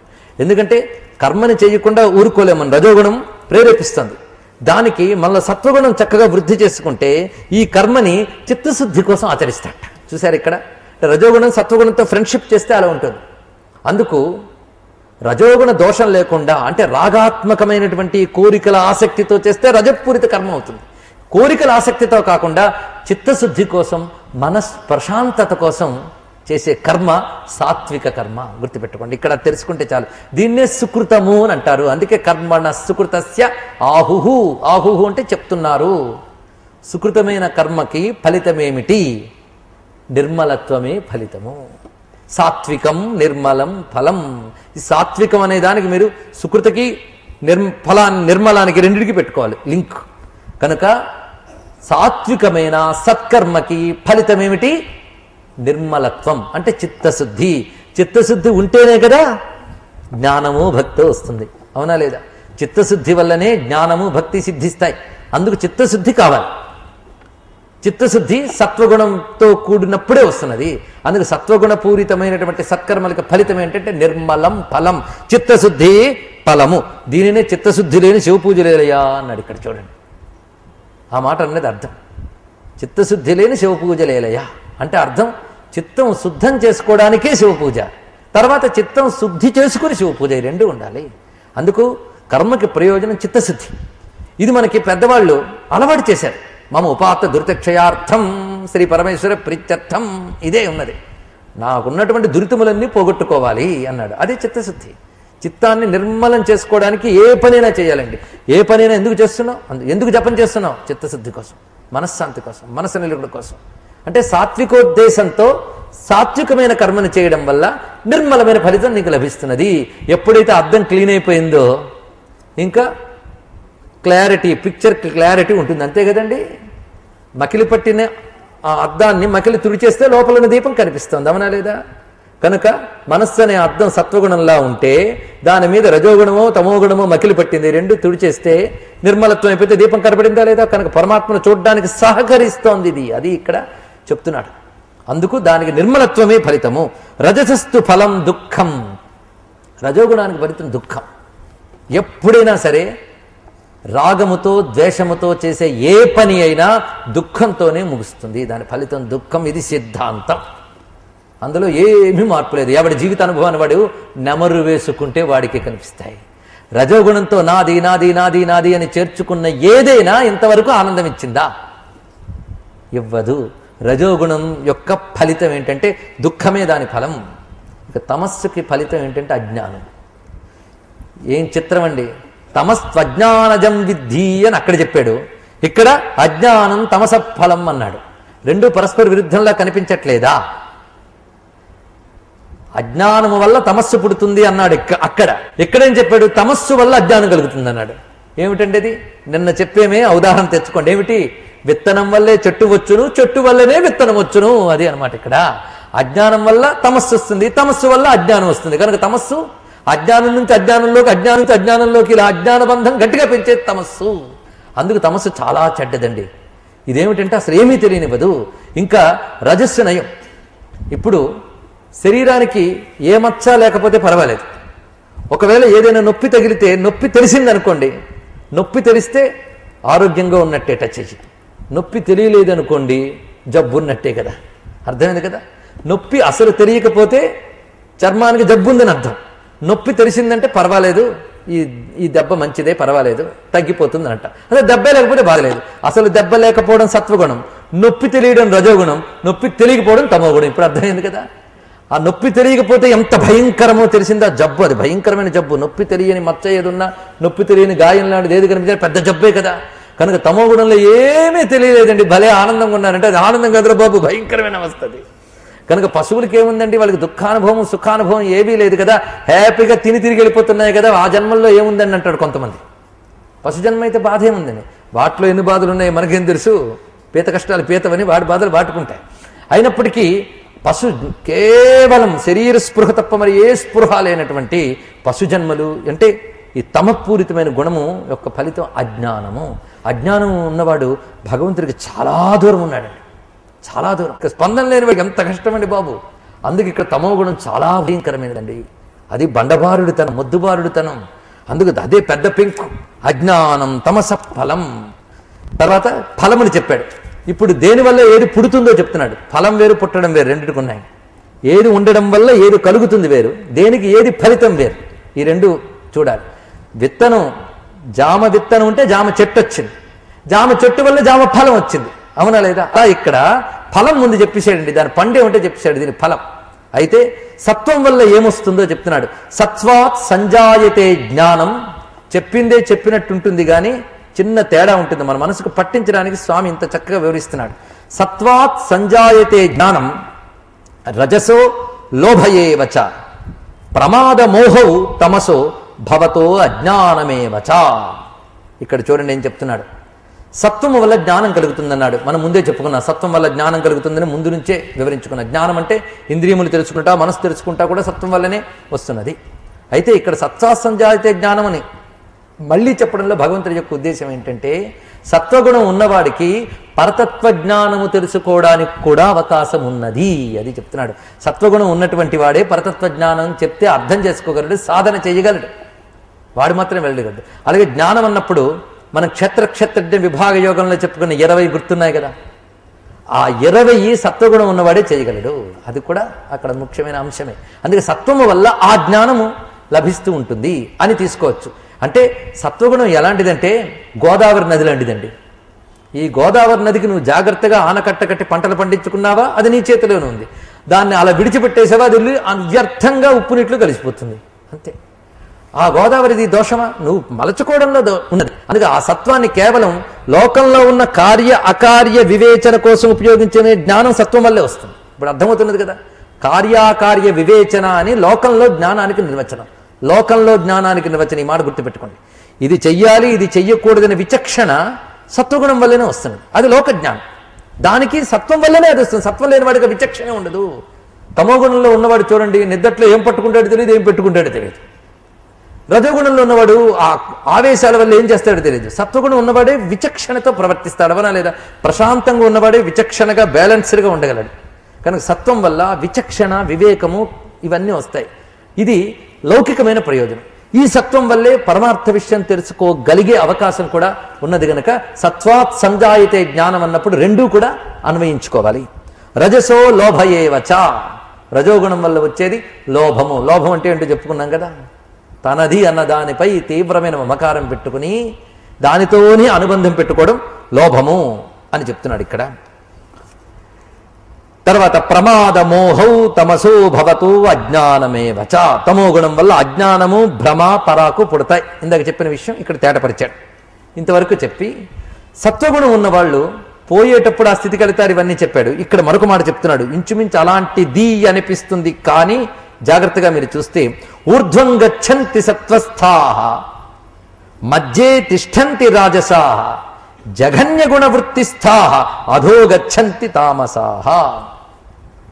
సత్వస్థులు అంటే సత్వగుణముతో ఉన్నటువంటి వారు ఊర్ధ్వం గచ్చంతి, ఊర్ధ్వమునకు వెళతారు. అంటే పోయేటప్పుడు పైకి వెళ్తారనే కాదు, జీవితంలో కూడా ఉన్నత దశలకి వాళ్ళు చేరుకోగలరు. ఊర్ధ్వం గచ్చంతి, ఉన్నతికి వెళతారు. ఇది పైకి తీసుకెళ్తుంది సత్వగుణం, మధ్యలో ఉంచుతుంది రజోగుణం, కింద పడేస్తుంది తమోగుణం. అది చెప్తున్నాడండి ఇక్కడ. అందుకు ఇక్కడ మనం తెలుసుకోవాల్సింది ఏంటంటే, ప్రధానంగా ఒక గుణం ఉంటూ అప్రధానంగా మిగిలిన రెండు గుణములు ఉన్నప్పటికీ ఈ ప్రధానంగా ఉన్న గుణమే నిన్ను ఎటు తీసుకెళ్తుందో డిసైడ్ చేస్తాయి. కనుక సత్వగుణం ప్రధానంగా ఉన్నవాళ్ళు దేనిలోనైనా ఉన్నత స్థితి చేరుకోగలరు. రజోగుణం ఉన్నవాళ్ళు ఉన్న చోటే ఉండిపోతారు. ఇక జఘన్య గుర్తిస్థ, జఘన్య గుణ, తమో గుణానికి ఏమన్నా అంటే జఘన్య. జఘన్య అంటే నీచమైన గుణముల్లో ఉండేటువంటి వారు అధోగచ్చంతి, క్రింద పడతారు సుమా, అధోలోకాలకి చేరతారు. దీన్ని బట్టి మనం చూడండి ఏం చెప్తున్నాడు. ఇంతవరకు ఏం చెప్పాడు? త్రిగుణముల యొక్క లక్షణాలు చెప్పాడు. ఏదుంటే ఏమవుతుందో చెప్పాడు. ఎందుకంటే త్రిగుణాతీతుడు అన్నప్పుడు పరాకాష్ఠ దశకు చేరిన సిద్ధుడు, సిద్ధావస్థ. సిద్ధావస్థకి వెళ్ళిన వాడి గురించి ఇక్కడ వివరిస్తున్నాడు. నాణ్యం గుణేభ్య కర్తారం యదా ద్రష్ట అనుపశ్యతి గుణేభ్యశ్చ పరం వేత్తి మద్భావం సోధి గచ్చతి. ఇక్కడ వివరిస్తున్నాడు అది. నాణ్యం గుణేభ్య కర్తారం, గుణములకు కర్త వేరొకడు లేడు అని ఏ విద్వాంసుడు తెలుసుకుంటున్నాడో వాడు త్రిగుణాతీత స్థితికి చేరినవాడు. ఏమిటి ఇక్కడ మాట? నా అన్యం గుణేభ్య కర్తారం అంటే ఈ ప్రకృతి ఏదున్నదో దానివల్లనే ఈ గుణములన్నీ కలుగుతున్నాయి. కనుక చేస్తున్నదేది? ప్రకృతి గుణములే చేస్తున్నాయి తప్ప ప్రతి గుణములతో తన్మయం చెందిన బుద్ధి యొక్క వృత్తియే కర్మ. అంతేగాని బుద్ధికి కూడా సాక్షిగా ఉన్న పరమాత్మకు అది చెందదు. అది ఇక్కడ చెప్తున్నాడు. అర్థమవుతున్నది కదా. మనం చెప్పుకున్నాం ఏమండి, బుద్ధి వృత్తిలో ఈశ్వర చైతన్యం ప్రతిఫలించగానే అది యాక్టివ్ అయింది. ఇది యాక్టివ్ అవగానే దాని ప్రక్కన ఉన్నటువంటి త్రిగుణములతో అది బంధింపబడి దానిలో పడి పనిచేస్తుంది. ఇప్పుడు పనిచేస్తున్నది ఎవరు? ఈ త్రిగుణముల చేతే పని జరుగుతోంది. మొత్తం ఈ చిత్తంలో ఉన్నటువంటి త్రిగుణ దోషములే పనిచేస్తూ ఉన్నాయి. అంతేగాని ఈ చిత్తాన్ని చైతన్యవంతం చేసినటువంటి ఆ లోపలున్న ఈశ్వర పరమాత్మ ఎవడైతే ఉన్నాడో వాడు కర్త కాడు. ఆ పరమాత్మ యొక్క ప్రకాశం చేతనే కదా నేను నేను నేను అని నువ్వు అనుకుంటున్నావు. ఇప్పుడు నేను అనేది పరమాత్మకి చెందినదా, చిత్తానికి చెందిందా? కొంచెం ఆలోచించండి. ఇప్పుడు మాత్రం మనం అనుకుంటే నేను చిత్తానికి చెందినది, కానీ నేను అనే రిఫ్లెక్షన్ ఎవరిది? పరమాత్మది. మనం అది దీపమైతే నేనుగాడు వెలుగు. ఈ నేనుగాడు అనే వెలుగు ఈ త్రిగుణాలు గాడితో కలిసిపోయి నేను చేస్తున్నా అనుకుంటున్నాడు. కానీ అసలు వీడి లైట్ అది. అది తెలుసుకుని ఓహో నేను వాడివాడినా అని తెలుసుకుంటే ఈ వెలుగు వీటితో చూస్తూ ఇవేవి నావి కావు, ఈ దోషములన్నీ కూడా త్రిగుణములే వీటి కర్తలు గాని నేను కాదని తెలుసుకుంటాడు. అది చెప్తున్నాడు. నేను అంటే ఇక్కడ ఆత్మ చైతన్యము. నాణ్యం గుణేభ్య కర్తారం యదా ద్రష్ట అనుపశ్యతి. ఇది ఎవడు తెలుసుకుంటాడు? ద్రష్ట తెలుసుకుంటాడు. ఇక్కడ ద్రష్ట అంటే చూసేవాడు. చూసేవాడు తెలుసుకుంటాడు. చూసేవాడు అంటే ఎవరు? గతాధ్యాయం విన్నది విన్నట్టు మర్చిపోని వాళ్ళకి తెలుస్తుంది. ఏమని? యపశ్యతి సపశ్యతి. గుర్తుంది కదా, ఎవడు చూస్తాడో వాడు చూసినవాడు అన్నారు. అంటే జ్ఞాని అని అర్థం. ద్రష్ట అంటే జ్ఞాని, చూసేవాడు. వీడు చూసేవాడే గాని చూడబడేవాడు కాడు. అది ఇక్కడ దృక్కు దృశ్యం అని మనం చెప్పుకున్నాం. దృశ్యం కాదు, ఇది ద్రష్ట. సాక్షిభూతం. ద్రష్ట అనే మాటకి సాక్షి. తన శరీరంలో తన మనస్సులో త్రిగుణములు చేస్తున్న చేష్టలని సాక్షిగా ఎవడైతే చూస్తున్నాడో వాడంటాడు ఇవి త్రిగుణములు కర్తలు గాని నేను కర్తని కాను అని తెలుసుకుంటాడు వాడు. ఇప్పుడు అర్థమవుతుంది కదా, ఈశ్వర చైతన్యము ఈ త్రిగుణములు చేసే పనులకు కర్త కాదు, త్రిగుణములే కర్తలు. గుణేభ్యశ్చ పరం వేత్తి. ఈ త్రిగుణములకి పరము అంటే అతీతము. ఈ త్రిగుణములకి అతీతముగా ఉన్నటువంటి పరమాత్మని ఎవడు తెలుసుకుంటున్నాడో, గుణేభ్యశ్చ పరం, గుణములకు అతీతుడైన పరమాత్మని ఎవడు తెలుసుకుంటున్నాడో వాడు మద్భావం సోధిగచ్చతి. వాడు నా భావాన్ని పొందుతున్నాడు. అధిగచ్చతి అని మాట వేశారు ఇక్కడ. అధిగచ్చతి అంటే సంపూర్ణముగా పొందుట అని అర్థం. గచ్చతి అంటే పొందుట, అధిగచ్చతి అంటే సంపూర్ణముగా పొందుట అనే మాట ఇక్కడ తీసుకోవాలి. సర్వం శ్రీకృష్ణ చరణారవిందార్పణమస్తు. శ్రీమద్రమారమణ గోవిందో. నమో మహద్భ్యో ఋషిభ్యో గురుభ్యో నమః. ఓం నమో భగవతే వాసుదేవాయ. ఓం నమో భగవతే వ్యాసదేవాయ. శ్రీ వాసుదేవమయమైన సభా సదస్సుకి శవనీయ నమస్సులు సమర్పణ చేసుకుంటూ, నాణ్యం గుణేభ్య కర్తారం యదా ద్రష్ట అనుపశ్యతి. ఇది ఎవడు తెలుసుకుంటాడు? ద్రష్ట తెలుసుకుంటాడు. ఇక్కడ ద్రష్ట అంటే చూసేవాడు. చూసేవాడు తెలుసుకుంటాడు. చూసేవాడు అంటే ఎవరు? గతాధ్యాయం విన్నది విన్నట్టు మర్చిపోని వాళ్ళకి తెలుస్తుంది. ఏమని? యపశ్యతి సపశ్యతి. గుర్తుంది కదా, ఎవడు చూస్తాడో వాడు చూసినవాడు అన్నారు. అంటే జ్ఞాని అని అర్థం. ద్రష్ట అంటే జ్ఞాని, చూసేవాడు. వీడు చూసేవాడే గాని చూడబడేవాడు కాడు. అది ఇక్కడ దృక్కు దృశ్యం అని మనం చెప్పుకున్నాం. దృశ్యం కాదు, ఇది ద్రష్ట. సాక్షిభూతం. ద్రష్ట అనే మాటకి సాక్షి. తన శరీరంలో తన మనస్సులో త్రిగుణములు చేస్తున్న చేష్టలని సాక్షిగా ఎవడైతే చూస్తున్నాడో వాడంటాడు ఇవి త్రిగుణములు కర్తలు గాని నేను కర్తని కాను అని తెలుసుకుంటాడు వాడు. ఇప్పుడు అర్థమవుతుంది కదా, ఈశ్వర చైతన్యము ఈ త్రిగుణములు చేసే పనులకు కర్త కాదు, త్రిగుణములే కర్తలు. గుణేభ్యశ్చ పరం వేత్తి. ఈ త్రిగుణములకి పరము అంటే అతీతము. ఈ త్రిగుణములకి అతీతముగా ఉన్నటువంటి పరమాత్మని ఎవడు తెలుసుకుంటున్నాడో, గుణేభ్యశ్చ పరం, గుణములకు అతీతుడైన పరమాత్మని ఎవడు తెలుసుకుంటున్నాడో వాడు మద్భావం సోధిగచ్చతి. వాడు నా భావాన్ని పొందుతున్నాడు. అధిగచ్చతి అని మాట వేశారు ఇక్కడ. అధిగచ్చతి అంటే సంపూర్ణముగా పొందుట అని అర్థం. గచ్చతి అంటే పొందుట, అధిగచ్చతి అంటే సంపూర్ణముగా పొందుట అనే మాట ఇక్కడ తీసుకోవాలి. ఇక్కడ కొంచెం ఆగి ఆలోచించండి, మీకే అర్థమవుతున్నది. త్రిగుణాలతో తన్మయమైపోయి నేను అనేది అదే అనుకుని తిరుగుతున్నా. నేను అనేది బుద్ధివృత్తి, దానితో తిరుగుతున్నాం. అది కాకుండా ఈ బుద్ధిలో రిఫ్లెక్ట్ అయ్యే లైట్ ఉన్నది, ఈ లైట్ పరమాత్మదే అని గ్రహించి ఆ పరమాత్మతో తన్మయం చెంది, నువ్వు త్రిగుణాలతో తన్మయం చెందేవు గనక ఇది నేను చేస్తున్నా అన్నావు. పరమాత్మతోనే తన్మయం చెందగలిగితే ఇవి జరగడం ఆగవు, జరుగుతూ ఉంటాయి. ఎందుకంటే శరీరం ఉన్నంతసేపు ఈశ్వర చైతన్యం అందులో ప్రతిఫలిస్తుంది కనుక జరుగుతుంటాయి. జరుగుతున్న వీటితో తన్మయం చెందడు, జరుగుతున్న వాటిని సాక్షిభూతంగా చూస్తూ ఉంటాడు సుమా. ఎందుకంటే వాడి త్రిగుణములకు అతీతమైన పరమాత్మనే వేత్తి తెలుసుకున్నాడంటే ఎలా తెలుసుకున్నాడు? ఉపనిషత్తులు చదివా, గుణాతీత సహుచ్యతే త్రిగుణాతీత పరమేశ్వర త్రిగుణాతీత శ్రీకృష్ణ నా. గుణాతీతం మనం చదువుతున్న గుణాతీతం నిర్గుణం ఇవన్నీ. అది కాదు తెలుసుకోవడం అంటే, పుస్తకాలు చదివి తెలుసుకోవడం కాదు. వేత్తి అంటే అనుభవం విజ్ఞాయ, అది మాట. అనుభవించి అంటే పరమాత్మతో తాదాత్మ్యం ఎవడైతే చెందాడో, పరమాత్మ ఎవడు? త్రిగుణములకు అతీతుడు కదా పరమాత్మ. ఆ పరమాత్మతో ఎవడైతే తాదాత్మ్యం చెందాడో వాడు ఇంకా త్రిగుణాలతో తాదాత్మ్యం చెందడు. అది ఉంటే ఇది ఉండదు, ఇది ఉంటే అది ఉండదండి, గుర్తుపెట్టుకోండి. ఒక అరలో రెండు కత్తులు ఏమడవు. పరమాత్మ ప్రపంచమా తేల్చుకో. నువ్వు దేన్ని అంటుకోవాలో దాన్ని అంటుకో. అది అంటుకున్నావా ఇది లేదు, ఇది అంటుకున్నావా అది లేదు. అది అంటుకుంటే ప్రపంచంలో కూడా పరమాత్మే కనబడతాడు, అప్పుడు ప్రపంచం అంటుకోదు. అది చెప్తున్నాడు ఇక్కడ. ఆ విషయంతో త్రిగుణమైనటువంటి దానిని ఎవడు తెలుసుకుంటున్నాడో, గుణేభ్యశ్చ పరం వేత్తి వాడు మద్భావం సోధిగచ్చతి, వాడు నా భావమును పొందుతున్నాడు. నా భావాన్ని పొందుతున్నాడంటే వాడు నేనైపోతున్నాడు. అది అహం బ్రహ్మాస్మి స్థితి. అది ఆ స్థితికి వాడు నాతో తాదాత్మ్యము చెందుతాడు. నాతో తాదాత్మ్యం చెందుతాడు గనక వాడు ఇంకా వేటికి కర్తగా కాకుండా సాక్షిగా మిగిలిపోతాడు. సాక్షి అనే మాట ద్రష్ట. ఈ దేహంలో ఈ ప్రపంచంలో జరుగుతున్న వాటిని చూస్తూ సాక్షిభూతంగా చూస్తాడు తప్ప కర్తగా చూడడు. వాడు కర్తగా చూడడం సాక్షిగా చూడడం రెండున్నాయి కదా. అందుకు గుణానేతానతీత్యత్రీన్ దేహీ దేహ సముద్భవాన్ జన్మ మృత్యు జరా దుఃఖై విముక్త అమృతమస్నుతే. గుణానేతానతీత్యత్రీన్ చిట్ట చివరికి సారంగా చెప్తున్నాడండి స్వామి. ఆయన చెప్పదలుచుకున్నా ఆయన చెప్పేశాడు. ఈ మూడు గుణములను అతిక్రమించినటువంటి దేహి, దేహి అంటే ఈ దేహములో ఉన్న జీవుడు, గుణాలను అతిక్రమించి, ఈ గుణాలు ఎక్కడి నుంచి వచ్చి నీకు అంటుకున్నాయా? దేహ సముద్భవాన్ తర్వాత మాట చెప్పాడు. ఈ దేహములో ఉద్భవించినటువంటి మూడు గుణములని అతిక్రమించిన దేహి అంటే క్షేత్రజ్ఞుడు, దేహమునందు ఉన్నటువంటి చైతన్యము. ఎవడైతే గుణాలను అతిక్రమించాడో వాడు ఈ దేహములో ఉన్నప్పటికీ కూడా, అందుకు దేహి దేహ సముద్భవాన్ అని చెప్పడంలో అర్థం.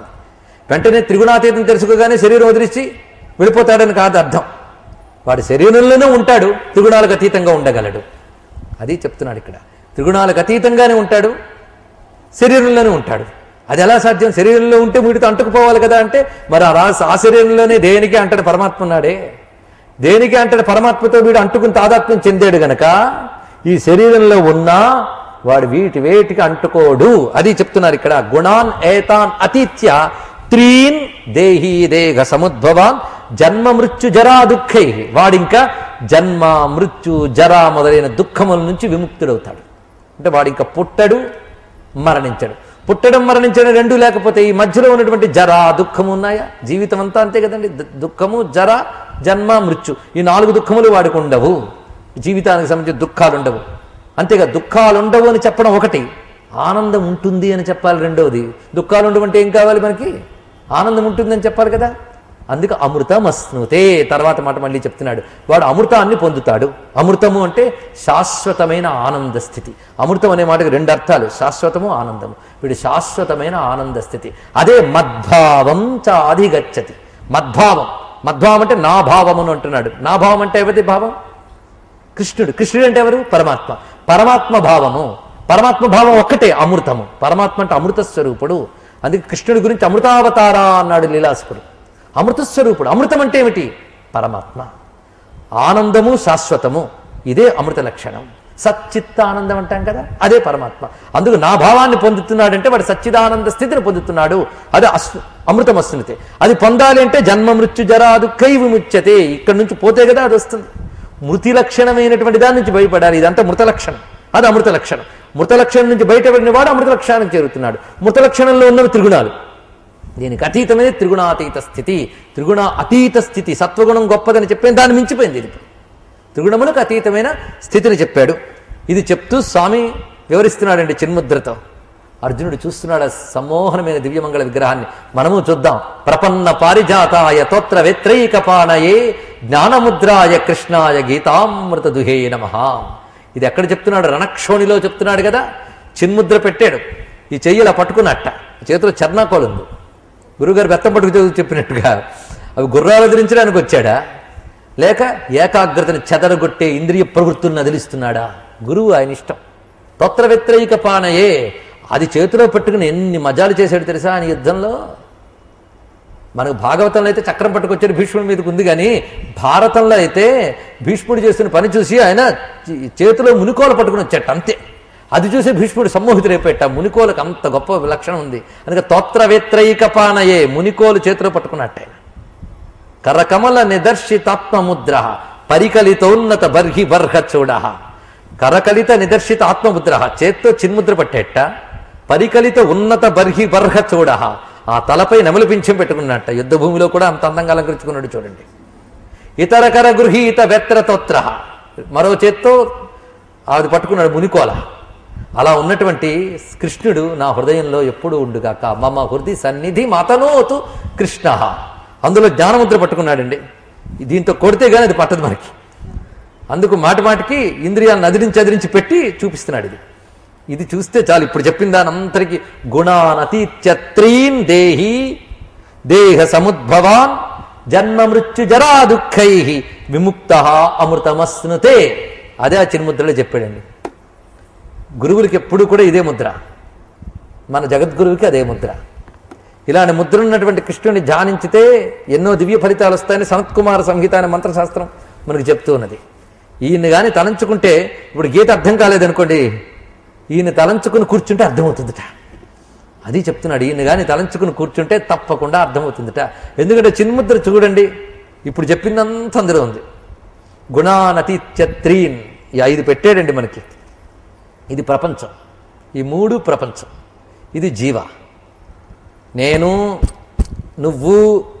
ఇది కదా ఇండికేషన్. ప్రతివాడిని చూపిస్తున్నాం, అవతల వాడిని చూపించాలనేది, ఇక్కడ చూపించాలనేది. కానీ ఇండికేట్, ఇది నిన్ను నన్ను తెలియజేసేది. అంటే జీవుణ్ణి తెలియజేసేది. నువ్వేనా నేనైనా జీవుడే కదా. త్వమన్నా అహమన్నా జీవుడే కదా. తత్తో బ్రహ్మము అది ఆయన కదా. అది ఇక్కడుంది.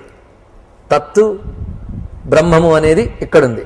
అహము త్వం అనేవాడు ఇక్కడున్నాడు. వీడు ఇటు తిరగలే. వీడు చూడండి, ఈ 3ంటికి అంటకుండా, వీడికి అంటకుండా ఇక్కడే ఉన్నాడు. ఇదే చేతిలో ఉన్నాడు, ఇదే చేతిలో ఉన్నాడు. ఇదే సంసారం, ఇది సంసారం అనుకోండి. ఈ సంసారంలో ఉన్నాడు వీడు. కానీ చూడండి, ఏమీ అంటలేదు వీడు. బేస్గా ఉన్నాడు, ఆధారమై ఉన్నాడు. వీడున్నాడు. కానీ వీడేం చేశాడు? వీడిని అంటుకోలే. వీడు బేస్తో ఉన్న వీడిని అంటుకోకుండా వీటిని అంటుకున్నాడు. వీడు త్రిగుణాలను అంటుకున్నాడు, సత్వరజస్తమో గుణాలను అంటుకున్నాడు వీడు. ఈ అంటుకున్నాడు. అందుకే వీటి అంటని వాడు ఒకడు ఉన్నాడు అంటే వాడేవాడండి? కళ్ళు చిట్లిస్తాయి. ఇంతవరకు అర్థమైంది. గుణానతి చిత్రీనంటే కళ్ళు చిట్లింపు. ఎందుకు? ఎప్పుడు ఊహిస్తేనే దాని గురించి కనీసం విచారణ చేస్తేనా? సత్వగుణం అనే మెట్టే ఎక్కలేదు, దానికి కూడా పైన ఉన్న మేడ గురించి మనకి ఏం తెలుస్తుంది? కనుక కొంచెం జాగ్రత్తగా వీడిని ఏం చేయాలి? ఈ 3ంటి నుంచి మరల్చాలి. అంటే ఈ 3 నరికిపారేయమని కాదు ఇక్కడ అర్థం. ఉండని, వాటి మానాన ఉంటూ ఉంటాయి. నువ్వు వాటితో అంటుకుపోయావా? అంటుకోవడం అసహజం. నువ్వు విడే ఉన్నావు. విప్పు, వాటిని దూరం చేయి. దూరం చేసి ఏం చేయాలి? నీకు వెనక, నీకు ఆధారమే ఎవడున్నాడు వాడు వైపు చూడు. తిరిగాడు, ఇప్పుడు తిరిగాడు. తిరుగుతున్న కొద్దీ వీటి నుంచి దూరం అవుతున్నాడు. ఇది సత్వ. ఈ దగ్గరగా ఉన్నవాడు కొంచెం ఇటు తిరిగాడు. తిరిగి ఇలా చూశాడు. చూస్తూ వీడు ఒకడు దొరికాడు. వాడికి దొరకగానే వచ్చి కలిసిపోయాడు. ఇప్పటి వరకు 1, 2 ఉంది అనుకున్నాడా? ఇప్పుడు 3ంటికి అంత దూరంగా ఉన్నాడు చూడండి. ఇక్కడికి చేరితే 3ంటికి దూరం అయిపోయాడే లేదా? ఇక్కడికి చేరితే 3ంటికి దూరం ఉన్నాడు. దూరం ఉంటూ వీడితో పాటు వీటిని చూస్తున్నాడు అంతే. కానీ వీటికి ఇంతసేపు వీడితో అంటుకుపోయాడు. ఇప్పుడు వీడితో అంటుకున్న కర్తగా కాకుండా సాక్షిగా, ద్రష్ట చూస్తూనే ఉన్నాడు. ఈ చేతిలోనే ఉన్నాడు, చేతి నుంచి దూరం అయిపోలే. వీడితో కలిసిపోయాడు కనుక వీడు వీటిని అంటుకోకుండా సాక్షిగా చూస్తున్నాడు. జీవుడు పరమాత్మతో కలిసిపోయాడు. ఇప్పుడు 2 ఉన్నారా? 2 లేరు, 0, ఒక్కటే. పూర్ణమద పూర్ణమిదం, ఒక్కటే. ఈ మొత్తం ఒక్క చేతిలో చూపించాడండి. అదే చిన్ముద్ర. గుణానేతాన్ అతీత్య, గుణాన్ ఏతాన్, ఈ 3 గుణాన్ని అతీత్య దాటి, 3 గుణాన్ అతీత్య దేహి, పట్టుకుంటున్నాడు ఎవరిని? గుణేభ్యశ్చ పరం వేత్తి. పట్టుకుంటే ఏమవుతున్నాడు? జన్మ మృత్యు జరాతీత జరా దుఃఖై విముక్త అమృతమస్నుతే మద్భావం సోధిగచ్చతి. అంత చక్కగా చెప్పాడు. త్రిగుణాలకి వెళతాడు. బాగుంది. ఇలాంటి వాళ్ళు ఎక్కడైనా ఉన్నారా? ఉండరా? ఉండకపోతే ఎందుకు గీత? ఉంటారు. అయితే మనకు కనిపిస్తారా అంటే మనం వాళ్ళ కోసం తిరుగుతున్నామా? మనం మనలాంటి వాళ్ళ కోసం తిరుగుతున్నాం. మనలాగే సుఖపడుతూ, మనలాగే దుఃఖపడుతూ, మనం పెట్టే తిండి తింటూ, మనకు తిండి పెడుతూ ఉన్నవాడు కావాలని మనం వాడికి మనకు తగ్గ సంసారం ఏర్పాటు చేసుకున్నాక మనమే కనిపిస్తాం. అంతే కదండి. లాయర్లందరూ కోర్టులో ఉంటారు, డాక్టర్లందరూ హాస్పిటల్లో ఉంటారు, విషయాసక్తి గల వాళ్ళందరూ విషయాసక్తి గల ప్రపంచంలో తిరుగుతారు. విషయాలకు అతీతు లేని వాళ్ళు మన మధ్య ఎందుకు తిరుగుతారు? మనం వాళ్ళ దగ్గరికి ఎందుకు వెళతాం? మనం వెళ్ళలేము. కానీ ఉంటారు వాళ్ళు. ఎందరో ఉన్నారు. వాళ్ళందరికీ ఎందరెందరు ఉన్నారో వాళ్ళకి నమస్కారం చేసుకుందాం. ఎందరెందరు ఉన్నారో వాళ్ళు మన మధ్యనే తిరుగుతున్నట్టు కనిపించవచ్చు మన పుణ్యవశాత్తు కూడా. వాళ్ళేమో ప్రకటించుకోరు. నేను త్రిగుణాతీతుణ్ణి అన్నాడు. ఎవడు? నేను త్రిగుణాతీతుణ్ణి అంటే మా అమ్మ గొడ్రాలన్నట్టే. గొడ్రాలైతే నీకు అమ్మ ఎలా అయ్యింది అని డౌట్ వస్తుంది కదా. అమ్మ గొడ్రాలు ఎలా అవుతుందండి? అయితే వీడు ఎలా వచ్చాడు? అలాగే నేను త్రిగుణాతీతుణ్ణి అన్నాడంటే వాడికి ఇంకా నేను అని ఉన్నప్పుడు త్రిగుణాతీతుడు ఎలా అయ్యాడు? వాడు అవడు. అది ఇక్కడ నేను త్రిగుణాతీతుడు ఎవడుండడు. బోర్డు పెట్టుకు తిరగడు. అవధూతలకు ఆశ్రమాలు ఉండవు, గుర్తుపెట్టుకోండి. అవధూత గారి ఆశ్రమం అంటే అచ్చం అమ్మ గొడ్రాలాగే ఉంటుంది. అందుకు ఇవన్నీ కూడా తెలుసుకోవాల్సిన అంశములు. అందుకు త్రిగుణాతీతమైన స్థితి ఉన్నదే, వాడు ఎలా ఉంటాడు, వాడిని ఎలా పోల్చుకోవడం అడుగుతున్నాడండి అర్జునుడు వెంటనే. అంతేగాని అసలు అది ఉందా అనలేదు అర్జునుడు. చూడండి, ఎందుకంటే విశ్వాసం శ్రద్ధ కలిగిన శిష్యుడు కదండి. అనుభవం కోసం అడుగుతున్నాడు, అనుమానంతో అడగట్లేదు. అది ఇక్కడ తెలియాలి. అనుభవం కోసం అడుగుతున్నాడు. స్వామి, కైర్లింగ స్త్రీన్ గుణానేతాన్ అతీతో భవతి ప్రభో కిమాచార కథం చైతాన్ త్రీన్ గుణానతి వర్తతే. కైర్లింగై, లింగై అంటే లింగం అంటే లక్షణము. కైర్లింగై, ఏ లక్షణాలతో ఈ త్రిగుణాతీతుడు ఉంటాడో చెప్తావా? ఈ త్రిగుణాతీతుడు ఎలా ప్రవర్తిస్తాడో చెప్తావా? వాడెలా ప్రవర్తిస్తే నీకెందుకయ్యా? కుతూహలమా? కాదు. కథం చైతాన్ త్రీన్ గుణానతి వర్తతే, ఈ 3 గుణాన్ని ఎలా దాటాలి? అందుకు 3 గుణాలను ఎలా దాటాలని ప్రశ్న చివర. 3 గుణాలు దాటిన వాళ్ళు ఎలా ఉంటాడో చెప్పు అంటే స్వామి వివరిస్తున్నాడు. సరిగ్గా 4 శ్లోకాల్లో ఈ లక్షణాన్ని చెప్పాడు. ప్రకాశంచ ప్రవృత్తించ మోహమేవ చ పాండవ నద్వేష్టి సంప్రవృత్తాని ననివృత్తాని కాక్షతి. ఆయన వాడు త్రిగుణాల్లో ఉన్నప్పటికీ త్రిగుణాతీతుడుగానే ఉంటాడట. ఎలా ఉంటాడు అంటే ప్రకాశము, ప్రవృత్తి, మోహము, ఈ 3 కలిగినప్పుడు ద్వేషించడు, పోయినప్పుడు మళ్ళీ రావాలనుకోడు. అర్థమవుతున్నదా? వీడు దేహంలో ఉన్నాడా? ఉన్నాడు కదా. దేహంలో ఉన్నప్పుడు ప్రకృతి గుణములు దేహానికి సహజంగా ఉన్నాయి. అంటే సత్వ రజస్తమస్సులని ఉన్నాయి దీనికి సహజంగా. ఆ 3 కలుగుతుంటే దేహంలో ఉన్నప్పుడు వాడికి కలుగుతున్నాయి. కానీ వాడు ఎలా చూస్తున్నాడు దానిని అంటే అవి కలిగినప్పుడు చిచి ఎందుకు కలిగాయి అని ద్వేషించట్లేదు, అవి పోయినప్పుడు అయ్యో వస్తే బాగుండు అనుకోవట్లేదు అన్నాడు. ఏమిటి ఇందులో అంటే వాడికి కలిగాయి అంటే అర్థం రజోగుణంలో ఉన్న క్రోధము, దుఃఖము, అభిమానము, ప్రేమ ఇవి కలిగాయి వాడికి. అలాగే తమో గుణంలో ఉన్న అజ్ఞానము, ఏమరపాడతనము, ఎక్కడ పెడితే అక్కడ నిద్రపోవడం అన్నీ కలిగాయి వాడికి. అది కాదు, 3 3 పేర్లు చెప్పాడు చూడండి. సత్వరజస్తమస్సు అని 3 పేర్లు చెప్పలేదు. అది కృష్ణుడి భాష. చాలా క్లారిటీ ఉంటుంది. మనం పట్టుకోవడమే పట్టుకోం. క్లారిటీ. మొట్టమొదట సత్వగుణంలో సుఖ సంగేన బధ్నాతి జ్ఞాన సంగేన చానగా చెప్పలేదు. కేవలం ప్రకాశం అనే మాటని చెప్పాడు ఆయన. రెండవది ప్రవృత్తిమనే తీసుకున్నాడు అంతే. ప్రవృత్తి అనే మాటనే తీసుకున్నాడు కానీ రజో రాగాత్మకం విద్ధి తృష్ణాసంగ సముద్భవం లేదు అక్కడ. తృష్ణ లేదు, సంగము లేదు, రాగము లేదు, ద్వేషము లేదు. ప్రవృత్తి మాత్రమే అక్కడ ఉన్నది. చూడండి ఇక్కడ. మూడవది మోహం. మోహం అంటే ఒక విషయం గురించి సంపూర్ణంగా తెలియకపోవడం అంతే. ఈ 3 గుణాతీతుడికి దేహంలో ఉన్నప్పుడు ఉంటాయి. ఇది బాగా తెలుసుకోండి. అంటే అర్థం ఏమిటి? గుణాతీతుడు కూడా మనలాగే బయట ఏదైనా విషయంకి వస్తే సూర్యుడు ఉదయించాడంటే ఉదయించాడు, సూర్యుడు అస్తమించాడంటే అస్తమించాడు, నీరు వేడిగా ఉంటే వేడిగా ఉందంటాడు. ఇవన్నీ సత్వగుణం వల్లే కదా తెలుసుకోగలుగుతున్నాడు. ఇంద్రియములు యందు సత్వగుణం ప్రసరిస్తే వస్తు జ్ఞానం తెలుస్తుంది. మనస్సు యందు సత్వగుణం తెలిస్తే విద్యల యొక్క జ్ఞానం తెలుస్తుంది. వాడి విద్యలు కూడా జ్ఞానము అవగాహన అవుతాయి. వాడు మూర్ఖుడేం కాడు, వాడికి అన్నీ తెలుస్తున్నాయి. కానీ వాడితో వాడు సంగము పెట్టుకోలేదు. నేను ఇవి తెలుసుకుంటున్నాను, నేను సుఖపడుతున్నాను, నేను జ్ఞానం అవుతున్నాను లేదు. సత్వగుణంలో ఉన్నప్పుడు అది ఉంది.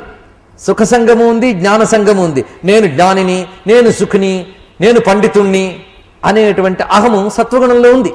ఇక్కడ త్రిగుణాతీతుడికి సత్వగుణము యొక్క లక్షణమైన ప్రకాశం అనేదే ఉంది తప్ప సుఖ జ్ఞాన సంగము లేదు. ఇప్పుడు అర్థమవుతున్నది కదా, తేటపడింది కదా.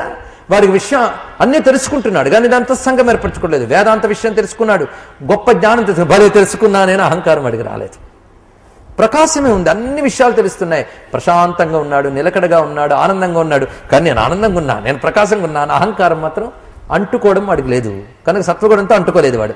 సత్వగుణ లక్షణం శరీరం ఉన్నంతకాలం చూపిస్తూ ఉంటుంది బుద్ధి, అది చూస్తూ ఉన్నాడే తప్ప అంటుకోలేదు. వాడికి సుఖాలు వస్తున్నాయి పూర్వపుణ్య విశేషాల వల్ల. సత్వగుణం వల్ల లభించవలసిన సుఖానుభవం కూడా వస్తుంది, కానీ వాడికి అంటుకోలేదు.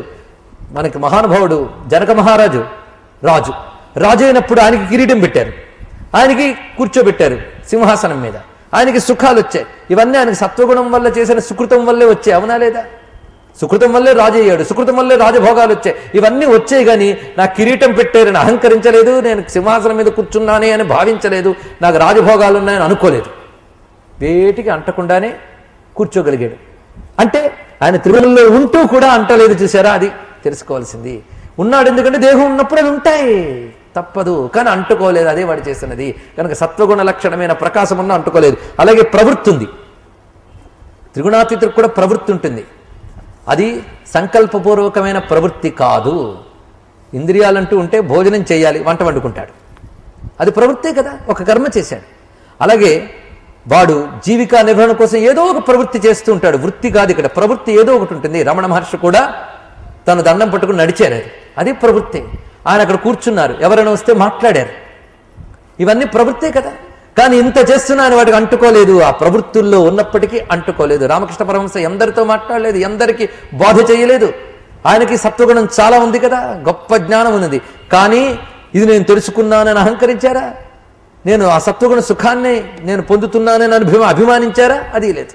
ప్రవృత్తి ఉంది ఆయనకి. ఇలా నిద్రపోయి కూర్చున్నారా? శరీరం ఉన్నంతసేపు నిద్రపుచ్చకూడదు, శరీరం ఉంది కనుక ఏదో పని చేయాలి, ఏది పని పెట్టకుండా ఊరుకోకూడదు కదా, ఏదో పని చేయాలి. కానీ ఎలా చేస్తారు వాళ్ళు? ప్రవృత్తి చేస్తున్నా దాన్ని సాక్షిభూతంగా చేస్తారు తప్ప అంటారు. ఇది రజోగుణం యొక్క, రజోగుణాన్ని వీళ్ళు ఆ విధంగా చూస్తారు. అంతేగాని చిచి నేనేమిటి ప్రవృత్తిలో ఉన్నానేమిటి అని ద్వేషించరు. ఒకవేళ ఒక్కొక్కప్పుడు ఆ ప్రవృత్తి పూర్తయిపోతుంది, ఆ ప్రవృత్తి పూర్తయిపోతే అయ్యో పోయిందే అనుకోరు. అదేవిధంగా మోహం అన్నప్పుడు వాళ్ళకి ప్రధానంగా వాళ్ళకి నిద్ర ఉంటుంది. శరీరం ఉన్నాక శరీర లక్షణమైన తమో గుణం అది చూపిస్తుంది. ఇప్పుడు చెప్తే మిగిలిన రెండు కూడా మీరు అర్థం చేసుకోగలరు కొంచెం ఆలోచిస్తే. నిద్ర వస్తుంది, వాళ్ళ శరీరం సహజంగా కొంతసేపటికి అలసిపోయాక నిద్రపోతుంది. ఆ నిద్రపోయినప్పుడు చిచి నేను నిద్రపోతున్నానేమిటి, నేను గుణాతీతుడిని కదా అని అనుకోట. మళ్ళీ నేను గుణాతీతుడిని కదా అంటే కాలేదని అర్థం. అయ్యాను గుణాతీతుడిని అయ్యాను అంటే ఇంక గుణంలో ఉన్నాడు వాడు. అయ్యాను అంటే మళ్ళీ సత్వగుణాభిమానం వచ్చేసింది అక్కడ. గుర్తుపెట్టుకోండి, అదే ముందు నుంచి చెప్తున్నా. జ్ఞానిని అనుకుంటే సత్వగుణంకి సంబంధించిన సంఘం అది. కానీ వీడు నేను నిద్రపోతున్నాను ద్వేషించాడు. అలాగే మెలకు వచ్చేస్తుంది, అయ్యో మళ్ళీ నిద్రపోతే బాగుండే అని అనుకోడు. అదే ఇక్కడ నా ద్వేష్టి సంప్రవృత్తాని, ఆ ప్రకాశంలో ప్రవృత్తిలో మోహంలో ఉన్నప్పుడు ద్వేషించడు. నివృత్తాని నకాంక్షతి, అవి తొలగిపోతే మళ్ళీ రావాలని అనుకోడు. ఇప్పుడు అర్థమైంది కదా. అలా ఉన్నవాడు ఎలా ఉంటాడంటే ఉదాసీనవదాసీనం గుణైర్యో నవచాల్యతే. వాడు ఉదాసీనవత్ ఆసీన, ఉదాసీనుల్లా ఉంటాడట. ఉదాసీనుడు అంటే దానికి అంటక దీనికి అంటక సాక్షిభూతంగా చూస్తున్న వాడిని ఉదాసీనుడు అంటారు. అంటే న్యూట్రల్ అంటాం మనం, ఎటుకీ చెందకుండా ఉండేటువంటి వాడిని ఉదాసీనుడు. ఇద్దరు కొట్టుకుంటుంటారు, ఎవరికి తప్పో చెప్పంటాడు, నాకేం తెలియదు, నీ గురించి నాకు తెలియదు, నా గురించి తెలియదు, ఎవరి పక్షం వహించకుండా ఉండేవాడిని ఉదాసీనుడు. ఉదాసీనవత్, అలాగే ఏమీ అంటకుండా జడుల్లో ఉన్నాడా స్తబ్దుల్లో ఉన్నాడా, జడుడు అలాగే ఉంటాడు. ఇద్దరిలో ఎవరు చెప్పంటే నేను తేల్చలేను రా బాబు అంటాడు, అప్పుడు వాడిని ఉదాసీనుడు అంటామా? అందుకు ఉదాసీన వత్ అని ఎందుకన్నారంటే ఈయన జడుడు స్తబ్దుడు కాడు, దేనికి అంటాడు అని చెప్పడానికి వత్ అనే మాట వేశారు. ఉదాసీన వత్, ఉదాసీనుని వలే ఆసీన ఉంటాడు, ఉదాసీనుని వలే ఉంటాడు. ప్రతి మాట అంత జాగ్రత్తగా వేస్తాడండి. అంతేకాదు ఉదాసీన శబ్దానికి మరొక అర్థం ఉంది, ఉత్ ఆసీన ఉదాసీన. ఉత్ అంటే ఉత్కృష్ట స్థితి యందు ఉన్నవాడు, వాడు అంత ఉన్నత స్థితిలో ఉన్నవాడు గనక ఈ చిన్న చిన్న తగువులు చిన్న చిన్న వీటికి పట్టడం. మనం చూడండి, చిన్నపిల్లలు అమ్మ నా చాక్లెట్ వాడు తీసుకున్నాను వీళ్ళిద్దరు కొట్టుకుంటుంటే మనం ఏమంటాం? సిల్లి తగవంటాం. మన దృష్టిలో సిల్లి, వాళ్ళ దృష్టిలో మహాప్రళయం అది. వాడు పాకిస్తాన్ ఇండియా ఆక్రమించుకున్నట్టు ఇండియాని పాకిస్తాన్ ఆక్రమించుకున్నంత ద్వేషంతో కొట్టుకుంటారు వాళ్ళు. వాడికి అదే మహాప్రళయం, మనకు అది సిల్లి.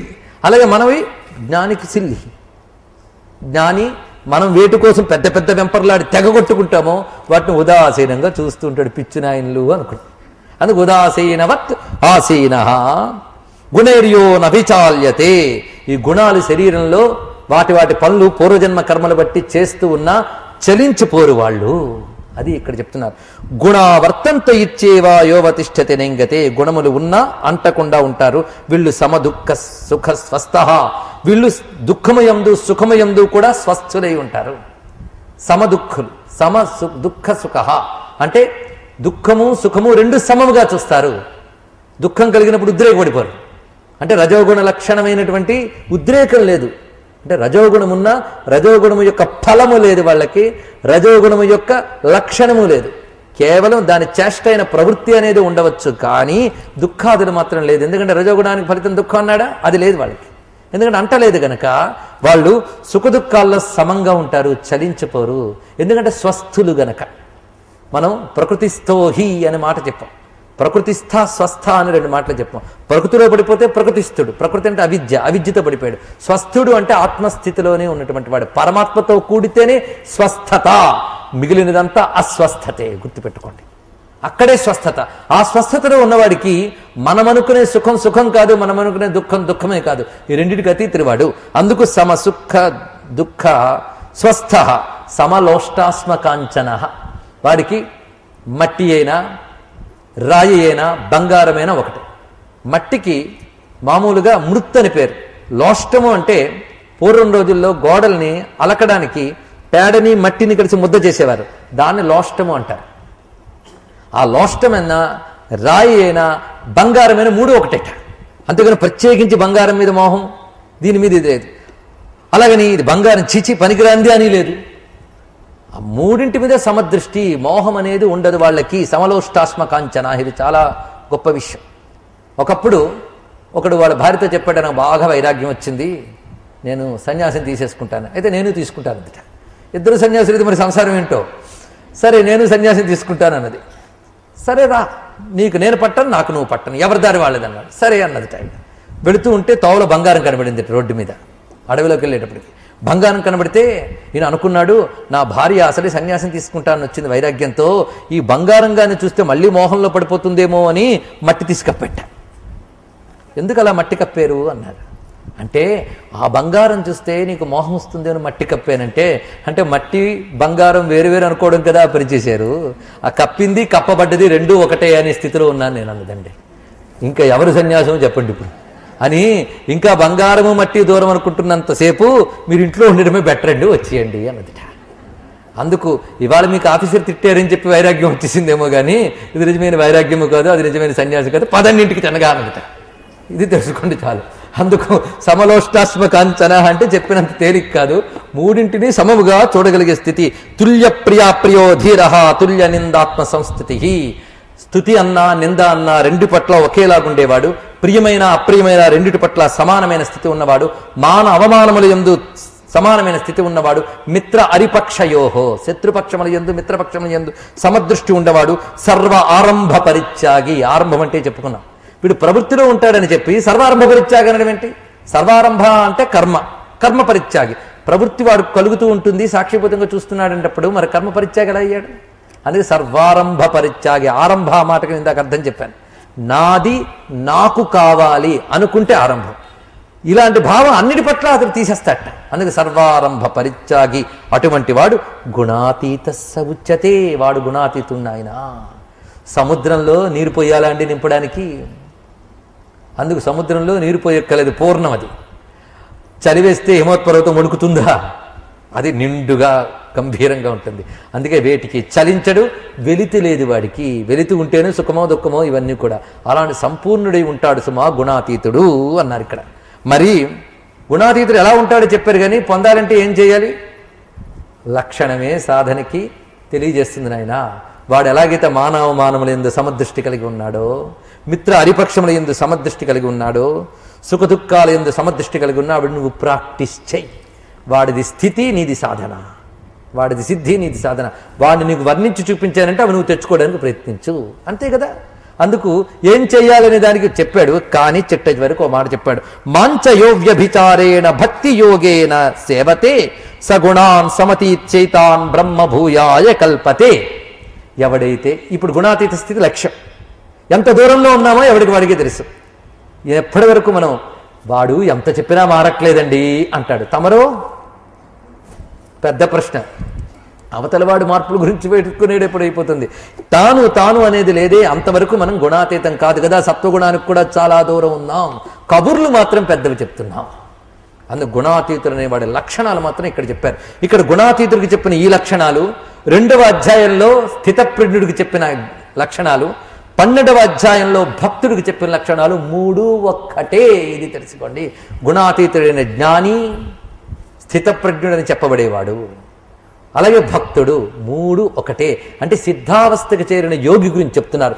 భక్తి ద్వారా సిద్ధావస్థకు చేరినవాడు, విచారణాత్మకమైనటువంటి జ్ఞాన మార్గం ద్వారా సిద్ధావస్థకు చేరినవాడు ఒకే స్థితిలో ఉంటారు. అది ఆరూఢ స్థితి. ఆ స్థితి గురించి ఇంతవరకు ఇవే లక్షణాలు. తుల్య నిందా స్థితిర్మౌని సంతుష్టో ఏనకేనచిత్ అనికేత స్థిరమతి భక్తి మాన్య సమే ప్రియ. గుర్తుందా 12వ అధ్యాయంలో మనం చెప్పుకున్నవి? అవే ఇక్కడ చెప్పారు. ఇంకేం విడిగా చెప్పాడు? దాని యొక్క స్థితి ఎప్పుడైనా అక్కడొకటి ఇక్కడొకటి చెప్పాడు. ఎందుకంటే ఆయన స్థితి ఎప్పుడో ఒకటే. అందుకే అది వివరించి ఇది పొందాలంటే ఏం చేయాలో స్వామి మనకు అభయమిస్తున్నాడు. మాంచయో వ్యభిచారేణ భక్తి యోగేన సేవతే సగుణాం సమతీచైతాన్ బ్రహ్మభూయాయ కల్పతే. మాంచ మనకు అభయమిస్తున్నాడండి. నన్ను ఇది చెప్పగానే ఒక్కసారి మనకేంటి అందుపట్టనిది అంటుందే, వెంటనే ఆయన వాత్సల్యం చూడండి. మాంచ నన్ను, యహ ఎవడు, అవ్యభిచారేణ భక్తి యోగేన వ్యభిచరించని భక్తి యోగముతో సేవతే సేవిస్తున్నాడో వాడు సర్వగుణములను దాటి పరబ్రహ్మత్వాన్ని పొందుతున్నాడు. స్వామి ఇచ్చాడు ఇక్కడ అభయం. అంటే అందుకే చెప్తారు భక్తి యోగులందరూ, గీత ఏదయ్యా అంటే భక్తి శాస్త్రం అని. కాదు కాదు అంటారు వేదాంతరి, జ్ఞానశాస్త్రం అంటారు. మనమేమంటాం, జ్ఞానం భక్తి కలిసి ఫ్రెండ్షిప్ చేసిన శాస్త్రమే గీతాశాస్త్రం. వేరే అయిందా? భక్తి యోగం ఏం చెప్పింది అదే చెప్తున్నాడు. పైగా కిందటి అధ్యాయంలో క్షేత్రజ్ఞ యోగ విభాగ యోగంలో కూడా ఏ తద్విజ్ఞాయ అన్నప్పుడు మద్భక్త ఏ తద్విజ్ఞాయ అనే మాట వేశాడు. ఇక్కడ కూడా చివరికి ఏం చెప్తున్నాడు, అవ్యభిచారేణ భక్తి యోగేనా. తాను 12వ అధ్యాయంలో పూర్తి చేసిన భక్తి యోగం అంటే ఇంకా అయిపోయింది, అది ముట్టుకోని అనలేదు కృష్ణుడు. అదే కంటిన్యూ చేస్తున్నాడు ఇక్కడ. చూడండి భక్తి యోగం యొక్క ప్రాధాన్యం. కనుక భగవద్గీత చెప్పిన భక్తి యోగం ఏమిటో కాదు, అనన్య అవ్యభిచారేణ ఏక భక్తి యోగం. అంటే పరమాత్మ తప్ప మరి ఏదీ పట్టని భక్తి యోగము. ఆ భక్తి యోగం ఉన్నవాడు తప్పకుండా త్రిగుణాతీత స్థితికి చేరతాడు. అది స్వామి మనకిస్తున్న అభయం. ఏ భక్తి యోగం? పరమాత్మ తప్ప ఏది పట్టనిది. అంతేగాని అది చేస్తే చాలా పుణ్యంట భక్తిలో, అది చైనా అంటే వాడికి పరమాత్మ తప్ప అది పెట్టిందనమాట. అది మనం చాలా చర్చ చేసుకున్నాం. కనుక నిష్కామమైనటువంటి భక్తి యోగము చేత, అవ్యభిచారిణైన భక్తి యోగం చేత అతడు నన్ను పొందుతున్నాడు సుమా అని చెప్పి గొప్ప మాట చెప్తున్నాడు చివరికి. బ్రహ్మణో హి ప్రతిష్టాహం అమృతస్యావ్యయస్య చ శాశ్వతస్య చ ధర్మస్య సుఖస్యైకాంతికస్య చ. ఇక్కడ గొప్ప మాట చెప్పాడు. బ్రహ్మమును పొందుతున్నాడు అని ఒక మాట అన్నాడు. బ్రహ్మభూయాయ కల్పతే. బ్రహ్మము అంటే పరబ్రహ్మ, పరబ్రహ్మత్వాన్ని పొందుతున్నాడు అని చెప్పి, మాంచ నాపై భక్తి ఉన్నవాడు పరబ్రహ్మత్వాన్ని పొందుతున్నాడు. అంటే నాపై భక్తి ఉన్నప్పుడు అంటే కృష్ణునిపై, పరబ్రహ్మను పొందుతున్నాడు అంటే కృష్ణుడు వేరు బ్రహ్మం వేరా? అది వస్తుందిగా సందేహం మనకి. ఆ సందేహం పటాపంచలు చేయొద్దా? అది చేశాడు ఇక్కడ. బ్రహ్మణ ప్రతిష్ట అహం. ఆ బ్రహ్మము యొక్క ప్రతిష్ట నేనే అన్నాడు ఇక్కడ. ప్రతిష్ట అంటే ప్రతిష్టతి ఇది ప్రతిష్ట, నిలిచే స్థానం. బ్రహ్మ దేని యందు నిలిచిందో తెలుసా? నా యందు నిలిచింది ఆ బ్రహ్మము. బ్రహ్మము నా యందు నిలిచింది. బ్రహ్మణో హి ప్రతిష్టాహం. ఎటువంటి బ్రహ్మము? బ్రహ్మం అంటే మనకు అర్థం కావాలి కదా, మళ్ళీ చతుర్ముఖ బ్రహ్మ అనుకునే అవకాశం ఉంది కదా. చెప్తున్నాడు ఏంటంటే అమృతస్య అవ్యయస్య శాశ్వతస్య చ ధర్మస్య సుఖస్యైకాంతికస్య చ. ఈ లక్షణములు కలిగిన వాడు బ్రహ్మము. మొట్టమొదటిది అమృతమైన వాడు అవ్యయుడు. అమృతము అంటే నిందాకే చెప్పుకున్న శాశ్వతము, ఆనందము. అలాగే అవ్యయము అంటే మార్పు లేనివాడు, తరుగుదల లేనివాడు, పరిపూర్ణుడు అయినటువంటి వాడు. అలాగే శాశ్వతస్య ధర్మస్య ఏష ధర్మ్యామృతమిదం అని 12వ అధ్యాయంలో చదువుకున్నది గుర్తు తెచ్చుకోండి.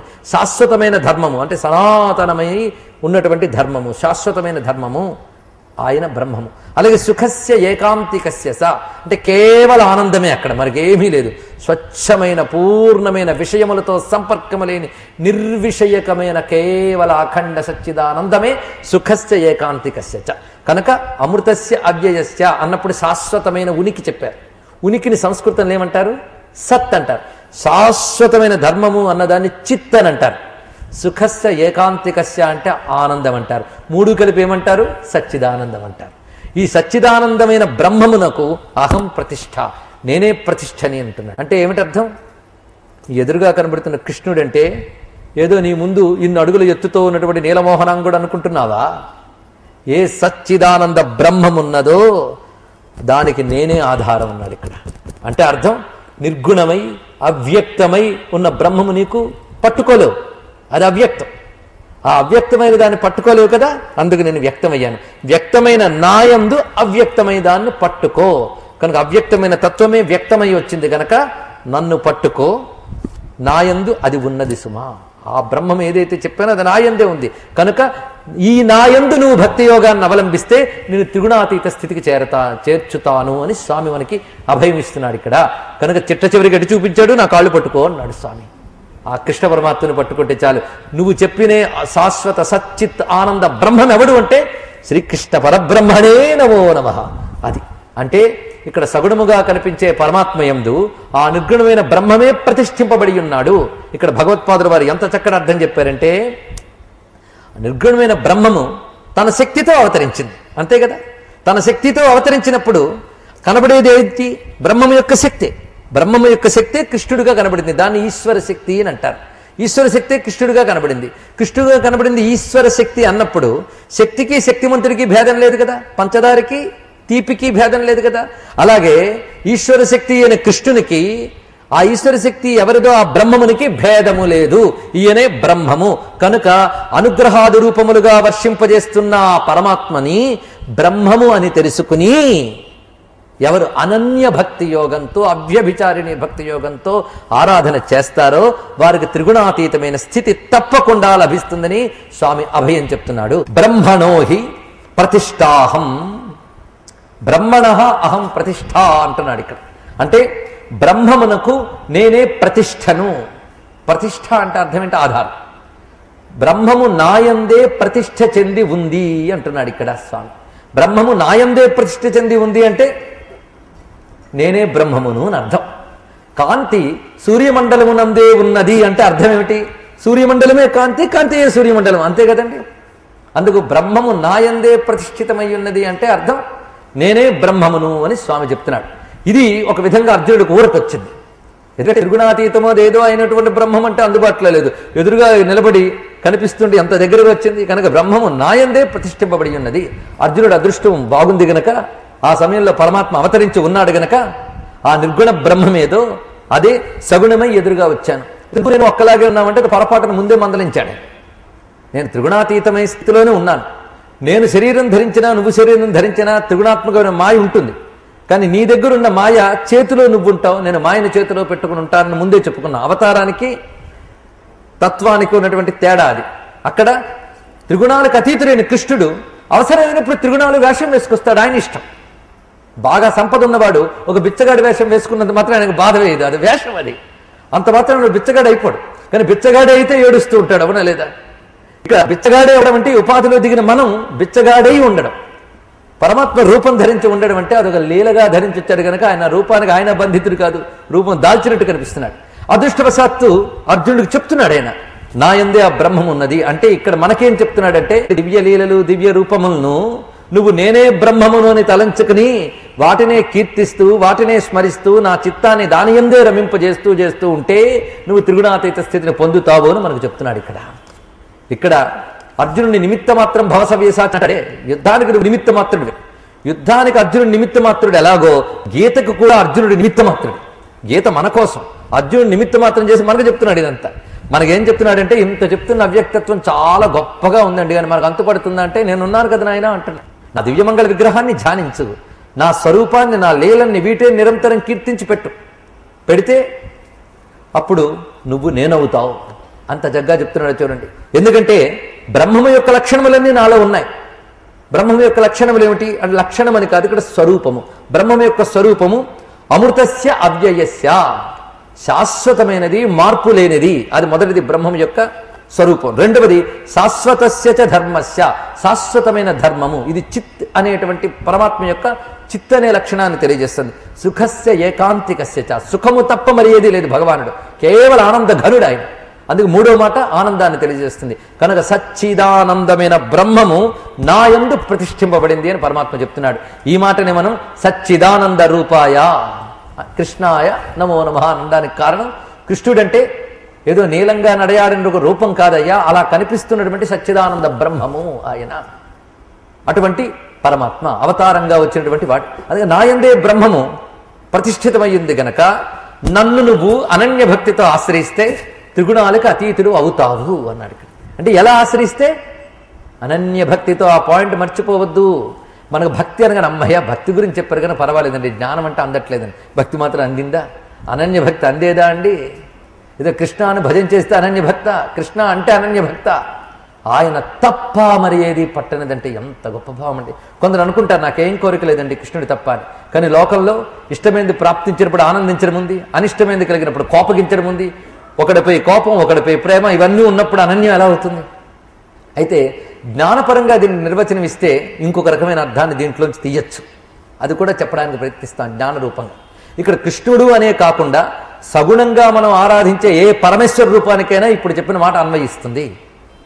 ఈ సచ్చిదానంద బ్రహ్మమే నీకు అభీష్టమైనటువంటి పరమేశ్వర రూపంలో ఉన్నది. అంటే ఏది పడితే అది నువ్వు ఊహించుకుని నేను దీని యందు సచ్చిదానందం ఊహించుకుంటున్నానంటే కుదరదు. మళ్ళీ ఏవైతే శాస్త్రసిద్ధములుగా ఆయన సచ్చిదానంద ఘనుడిని నేను అవతరిస్తున్నానని పురాణములు శాస్త్రములు చెప్పాయో వాటి యందే నువ్వు సచ్చిదానంద ఘన పదార్థాన్ని భావించి ఆరాధించగలవు.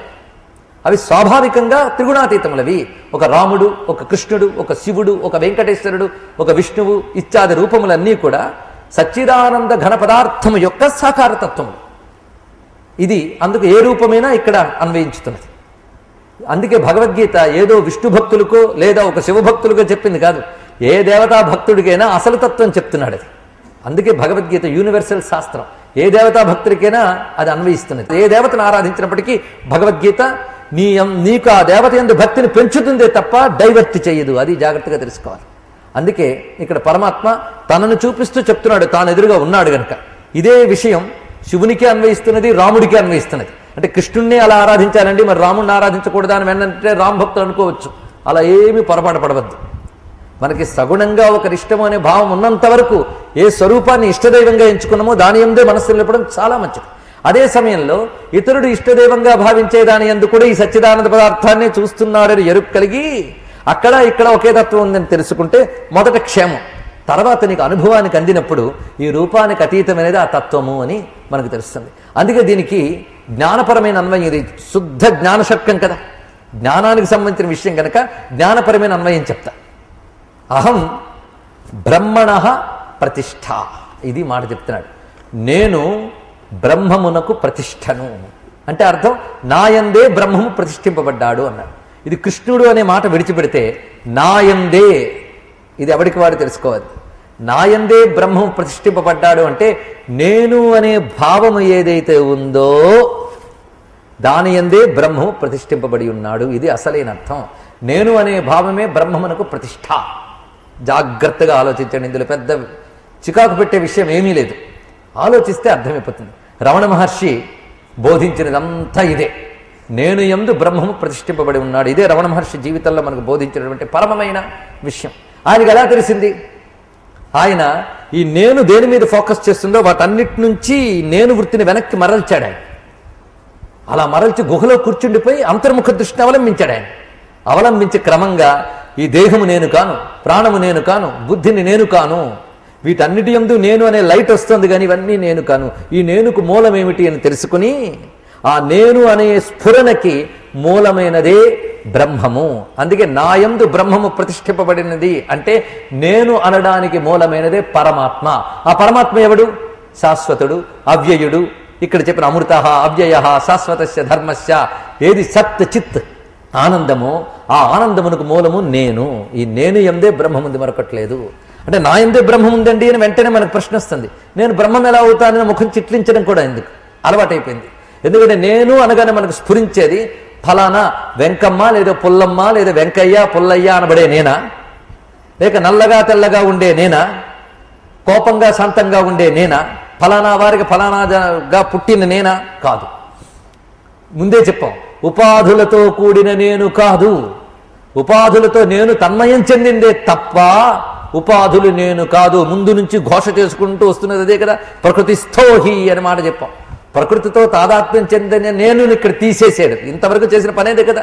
గుణత్రయములతో తాదాత్మ్యం చెందిన నేను ఊది పారేసి ఆ గుణత్రయములకు అతీతంగా ఉన్నటువంటి నేనేమిటో వర్ణించి ఆ నేనుతో ఈ నేనుని తాదాత్మ్యం చేసి నేనుకి మూలమైనదే అసలు నేను. అదే అహం బ్రహ్మాస్మి. ఇదే మొత్తం మాట, తత్వమసి మాట, అహం బ్రహ్మాస్మి మాట, మహావాక్యం అంతా ఇక్కడ సమన్వయించాడు. ఎంత తేటగా ఉపనిషద్వచనం చెప్పాడంటే ఇది మొదట అర్థం కాదు.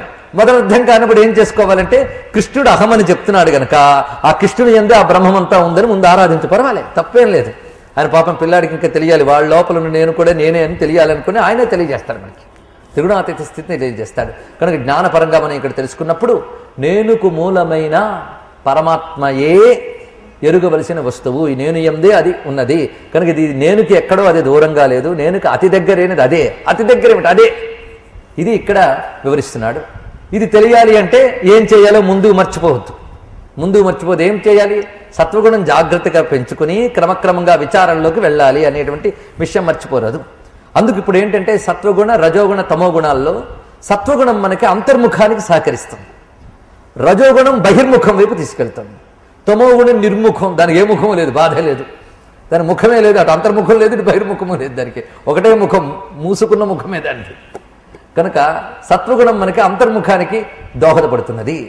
ఒక మహానుభావుడు ఈ తమోగుణ రజోగుణ సత్వగుణములు మూడింటి గురించి ఒక అద్భుతంగా చెప్పాడు. ఈ మూడు కూడా ఒకే చిత్తవృత్తి పొందేటువంటి లక్షణం, అంతే కదా. సత్వగుణంతో ఉన్నప్పుడు ఒకలాగా చిత్తవృత్తి అవుతున్నది, రజోగుణంతో ఉన్నప్పుడు మరొకలాగా చిత్తవృత్తి ప్రవర్తిస్తున్నది, తమోగుణంతో ఉన్నప్పుడు మరొకలాగా చిత్తవృత్తి ఉంది. కానీ ఒకే చిత్తవృత్తి మూడు గుణములతో మూడు రకంగా కనిపిస్తుంది. దీన్ని ఎలా చెప్పారంటే, ఒక మంచు కొండ ఉందిట, ఈ మంచు కొండ క్రమంగా కరిగి నదిగా ప్రవహిస్తుందిట. ఈ మంచు కొండ స్థితే తమోగుణం అన్నాడు. అది కరిగి ప్రవహించేటప్పుడు చూడండి, ఒక మూవ్మెంట్, ఒక కదలిక, ఒక చప్పుడు, గొడవ అన్నీ ఉన్నాయి, ఇది రజోగుణం అంటే. అది అలా ప్రవహించి కిందకు వచ్చి సూర్యకాంతి వల్ల అలాగా ఆవిరి అయిపోయి కలిసిపోతుందిట. అది ఆ ఆవిరి అయిపోయే స్థితే సత్వగుణము అన్నారు. అది వెళ్ళి కలిసిపోయిన స్థితే త్రిగుణాతీతం అని చెప్పాడు. అంత చక్కగా వివరించి మనకు ఒక ఆయన పోలికతో చక్కగా వివరించాడు. ఇంకా మనం దీనిలో గమనించినట్లయితే సత్వగుణం జ్ఞానానికి హేతువు. ఇప్పుడు ఒక విషయం మనం ఇంత చక్కగా వివరిస్తున్నామంటే సత్వగుణం బాగా ఉన్నప్పుడే విషయం వివరించగలం, విషయం అర్థం చేసుకోగలం. రజోగుణ తమో గుణాలు ఆక్రమించితే ఒకదానికొకటి అవుతాయి. అదంతా మనం చెప్పుకున్నా, దానికి మళ్ళీ పునర్వ్యాఖ్యానం అనవసరం. కానీ ఇప్పుడు దీంట్లోంచి తర్వాత అధ్యాయంలోకి వెళ్ళడానికి మనకు పనికొచ్చేటువంటి అంశాన్ని తీసుకుని ఇప్పుడు మనకు ఒకటి తెలుస్తున్నది. ఏమిటంటే, ఈ త్రిగుణములకు అతీతమైన వాడు ఒకడు ఉన్నాడు, వాడిని పొందడమే మన యొక్క లక్ష్యం. మన అంటే ఎవడికి వాడు నా యొక్క లక్ష్యం అనుకోండి. నా యొక్క లక్ష్యం అంటే చాలా హాయిగా ఉంటుంది. మన అనగానే ఇంతమంది పని మనం పెట్టుకున్నట్టు ఉంటుంది. ఎవడికి వాడు అనుకోవాల్సిందే నా యొక్క లక్ష్యం. నా యొక్క లక్ష్యం అంటే నా అంటే నేనేగా. అప్పుడు నేనుకి ఏది మూలమో వాడేగా అయినా అంత చక్కగా మనం వెళ్ళవచ్చు. అందుకు ఆ నేను అనబడేటువంటి వాడు నిజానికి త్రిగుణాలకు అతీతుడు. త్రిగుణాల మీద పడేసి త్రిగుణాలతో కలిపేసి నేను సత్వగుణం, నేను రజోగుణం, నేను తమగుణం వాడిని చికాకు పెట్టాం. కానీ నేను గడు వాడికి నిజానికి అతీతంగానే ఉన్నాడు, వాడి దగ్గరికి తీసుకెళ్ళాలన్నది లక్ష్యం. దానికి ఏం చెయ్యాలి అనే సాధన మనం జాగ్రత్తగా చెప్పుకున్నాం. కనుక వీటికి అతీతుడైన వాడినే పురుషోత్తముడు అన్నారండి. త్రిగుణాలకు అతీతమై ఎవడున్నాడో వాడిని పురుషోత్తముడు, ఆయన్నే మనం పొందాలి. ఆ పొందే ఉపాయమే పురుషోత్తమ ప్రాప్తి యోగం. ప్రాప్తి అంటే పొందుట, పొందే యోగం అని ఇక్కడ చెప్తున్నాడు. ఒక కారులో ప్రయాణం చేస్తూ ఉంటే ఆ కారులో అది ఎప్పుడూ ఒక పురుగు దూరింది. ఆ పురుగు ఏం చేస్తుందంటే అందులో ఉండిపోయింది. కొంతసేపటికి దానికి ఆ కారులో ఉండగా ఏదో చికాకు వచ్చి పైకి లేచింది.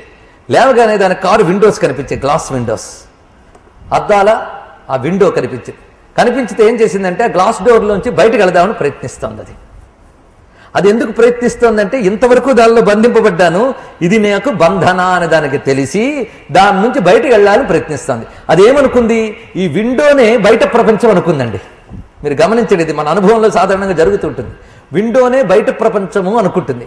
అనుకోవడం చేత ఏం జరుగుతుంది, దానికి తగులుతుంది. తగిలితే వెళ్ళిపోయేనేమో అనుకుంటుంది, కానీ వెళ్ళడం కాదు, దానికి తగులుతూ కూర్చుంటుంది. ఊరికి డిస్టర్బెన్స్. అది మళ్ళీ ఇటు వచ్చేసిందా, మరి దానికి వెళ్ళాలని బుద్ధి కూడా లేదు. అక్కడ ఉన్నంతసేపే, అంటే విండో దగ్గరికి వెళ్ళేటప్పటికే బయటికి వెళ్ళిపోవాలి అనిపిస్తుంది. విండోనే బయలు అనుకుని ప్రయత్నిస్తుంది, కానీ వెళ్ళలేకపోతాం, అంటుకుంటుంది.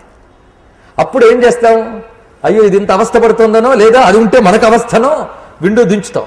దించితే బయటికి వెళ్ళిపోతుంది, అనంత విశ్వంలోకి వెళ్ళిపోతుంది. అమ్మయ్య అని మళ్ళీ విండో మనం వేసుకుంటున్నాం.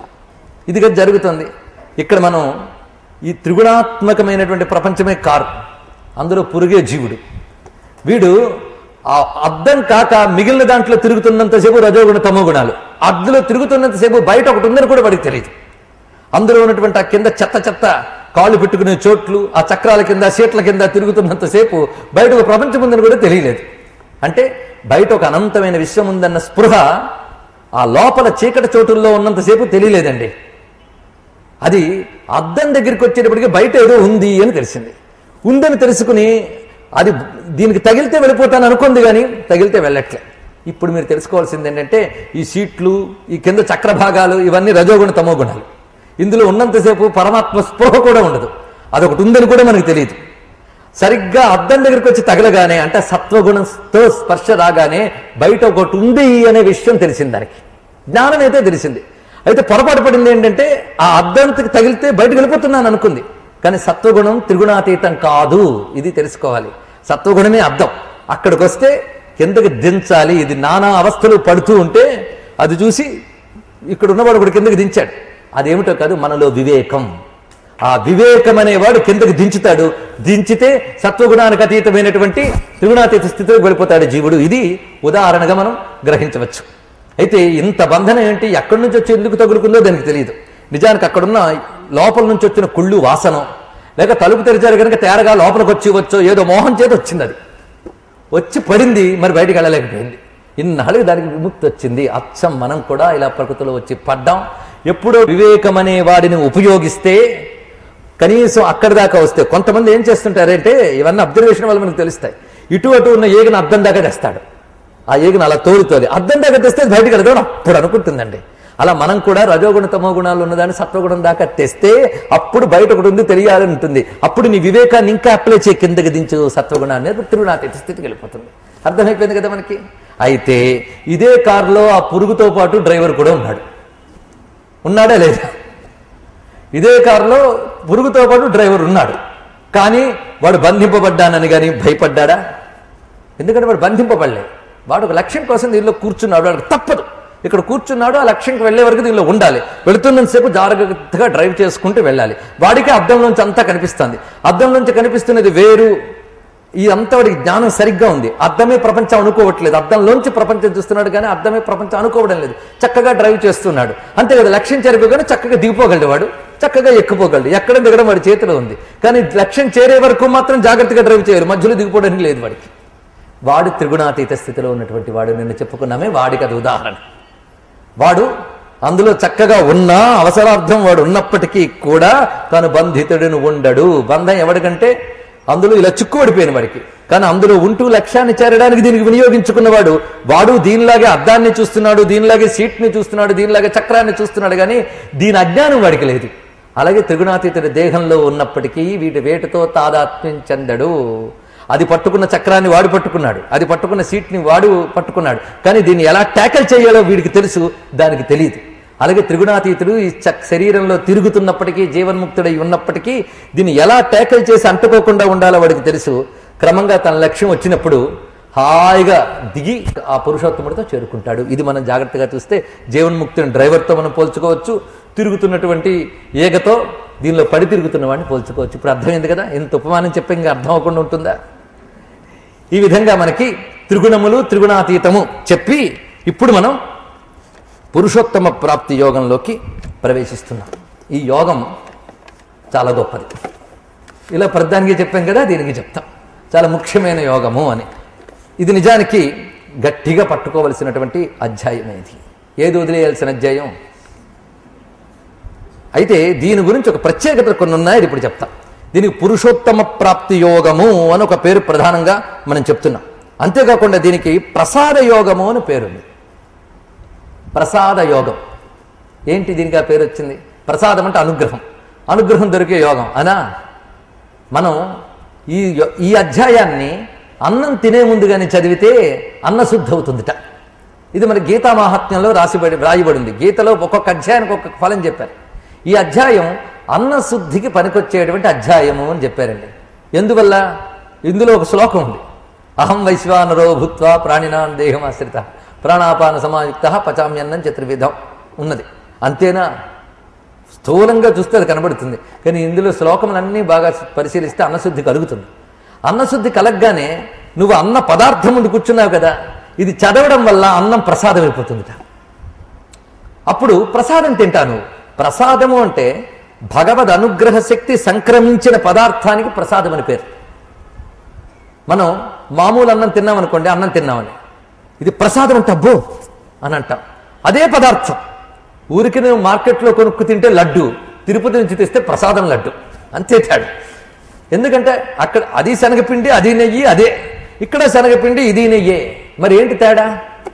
అది స్వామికి నివేదించిన ప్రసాదం, ఇది నీకు నువ్వు కొనుక్కు తింటున్న తిండి, అది తేడా అనమాట. అందుకు ప్రసాద భావం నువ్వు తినే పదార్థం మీద ఉంటే అది నీ శరీరంలో సంక్రమించి నీ హృదయంలో ప్రసాద లక్షణాన్ని ఇస్తుంది. ప్రసాదం అంటే ప్రసన్నతాభావం. ప్రసన్నత అంటే నిన్న చెప్పుకున్న ప్రశాంతత, నిలుకడ, అవి సంక్రమిస్తాయి. అందుకే ఆహారం తినడం వల్ల సత్వశుద్ధి జరుగుతుంది. ఏ ఆహారం? ఈశ్వరుడికి నివేదించిన ఆహారం తినడం వల్ల సత్వశుద్ధి, సత్వశుద్ధి వల్ల చిత్తశుద్ధి, చిత్తశుద్ధి వల్ల జ్ఞానము మోక్షం ఇవన్నీ చెప్తున్నారు. ఉదయం నుంచి నానా గడ్డి తిని పశువులాగా తిరిగొచ్చి సరిగ్గా బ్రేవుమని తెరిచి భగవద్గీత తెరిచి నాకేం అర్థం కాలేదండి, ఎక్కడ అర్థం అవుతుంది? 60 ఏళ్ళు తిన్నది నానా గడ్డి, ఒక్కసారైనా ఈశ్వరుడికి నివేదించి తిండి తిన్నా యోగానికి పోయామా? లేదు కదా. ఏం చేసేవని చిత్తశుద్ధికి? మనం చిత్తశుద్ధికి ఏమీ చేయకుండా భగవద్గీత తెరిచి కూర్చుని నాకు అర్థం కాలేదంటే దోషం ఎవరిదండి బాబు?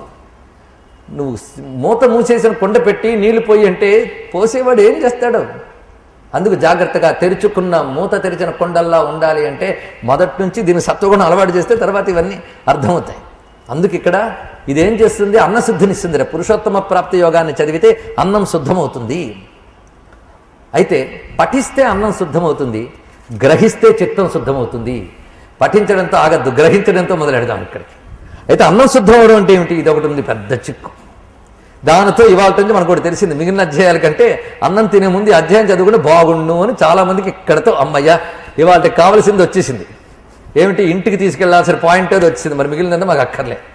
ఏదో ఒక్కటే ఇంటికి తీసుకెళ్లిన పాయింట్ చెప్పేనని నేను అనుకోను. ప్రతి పాయింట్ ఇంటికి తీసుకెళ్లాల్సిందని నేను అనుకుంటా. ఇది ఒకటే ఇంటికి తీసుకెళ్ళంటే మిగిలిన వదిలేయండి అని చెప్పినట్టే అవుతుంది కదా. అందుకు ఆ మాట చెప్తే ఒక తప్పు. ఉపదేశకుడు అలాంటి మాటలు చెప్పకూడదు. అదే కానీ వ్యాపార సరళిలో చెప్పేవాళ్ళు ఒక లైన్లు చెప్పి అట్రాక్ట్ చేయడాలు చేస్తారు. అట్రాక్షన్స్ బ్రహ్మ విద్య కాదు, ఆకర్షణలు బ్రహ్మ విద్య కాదు.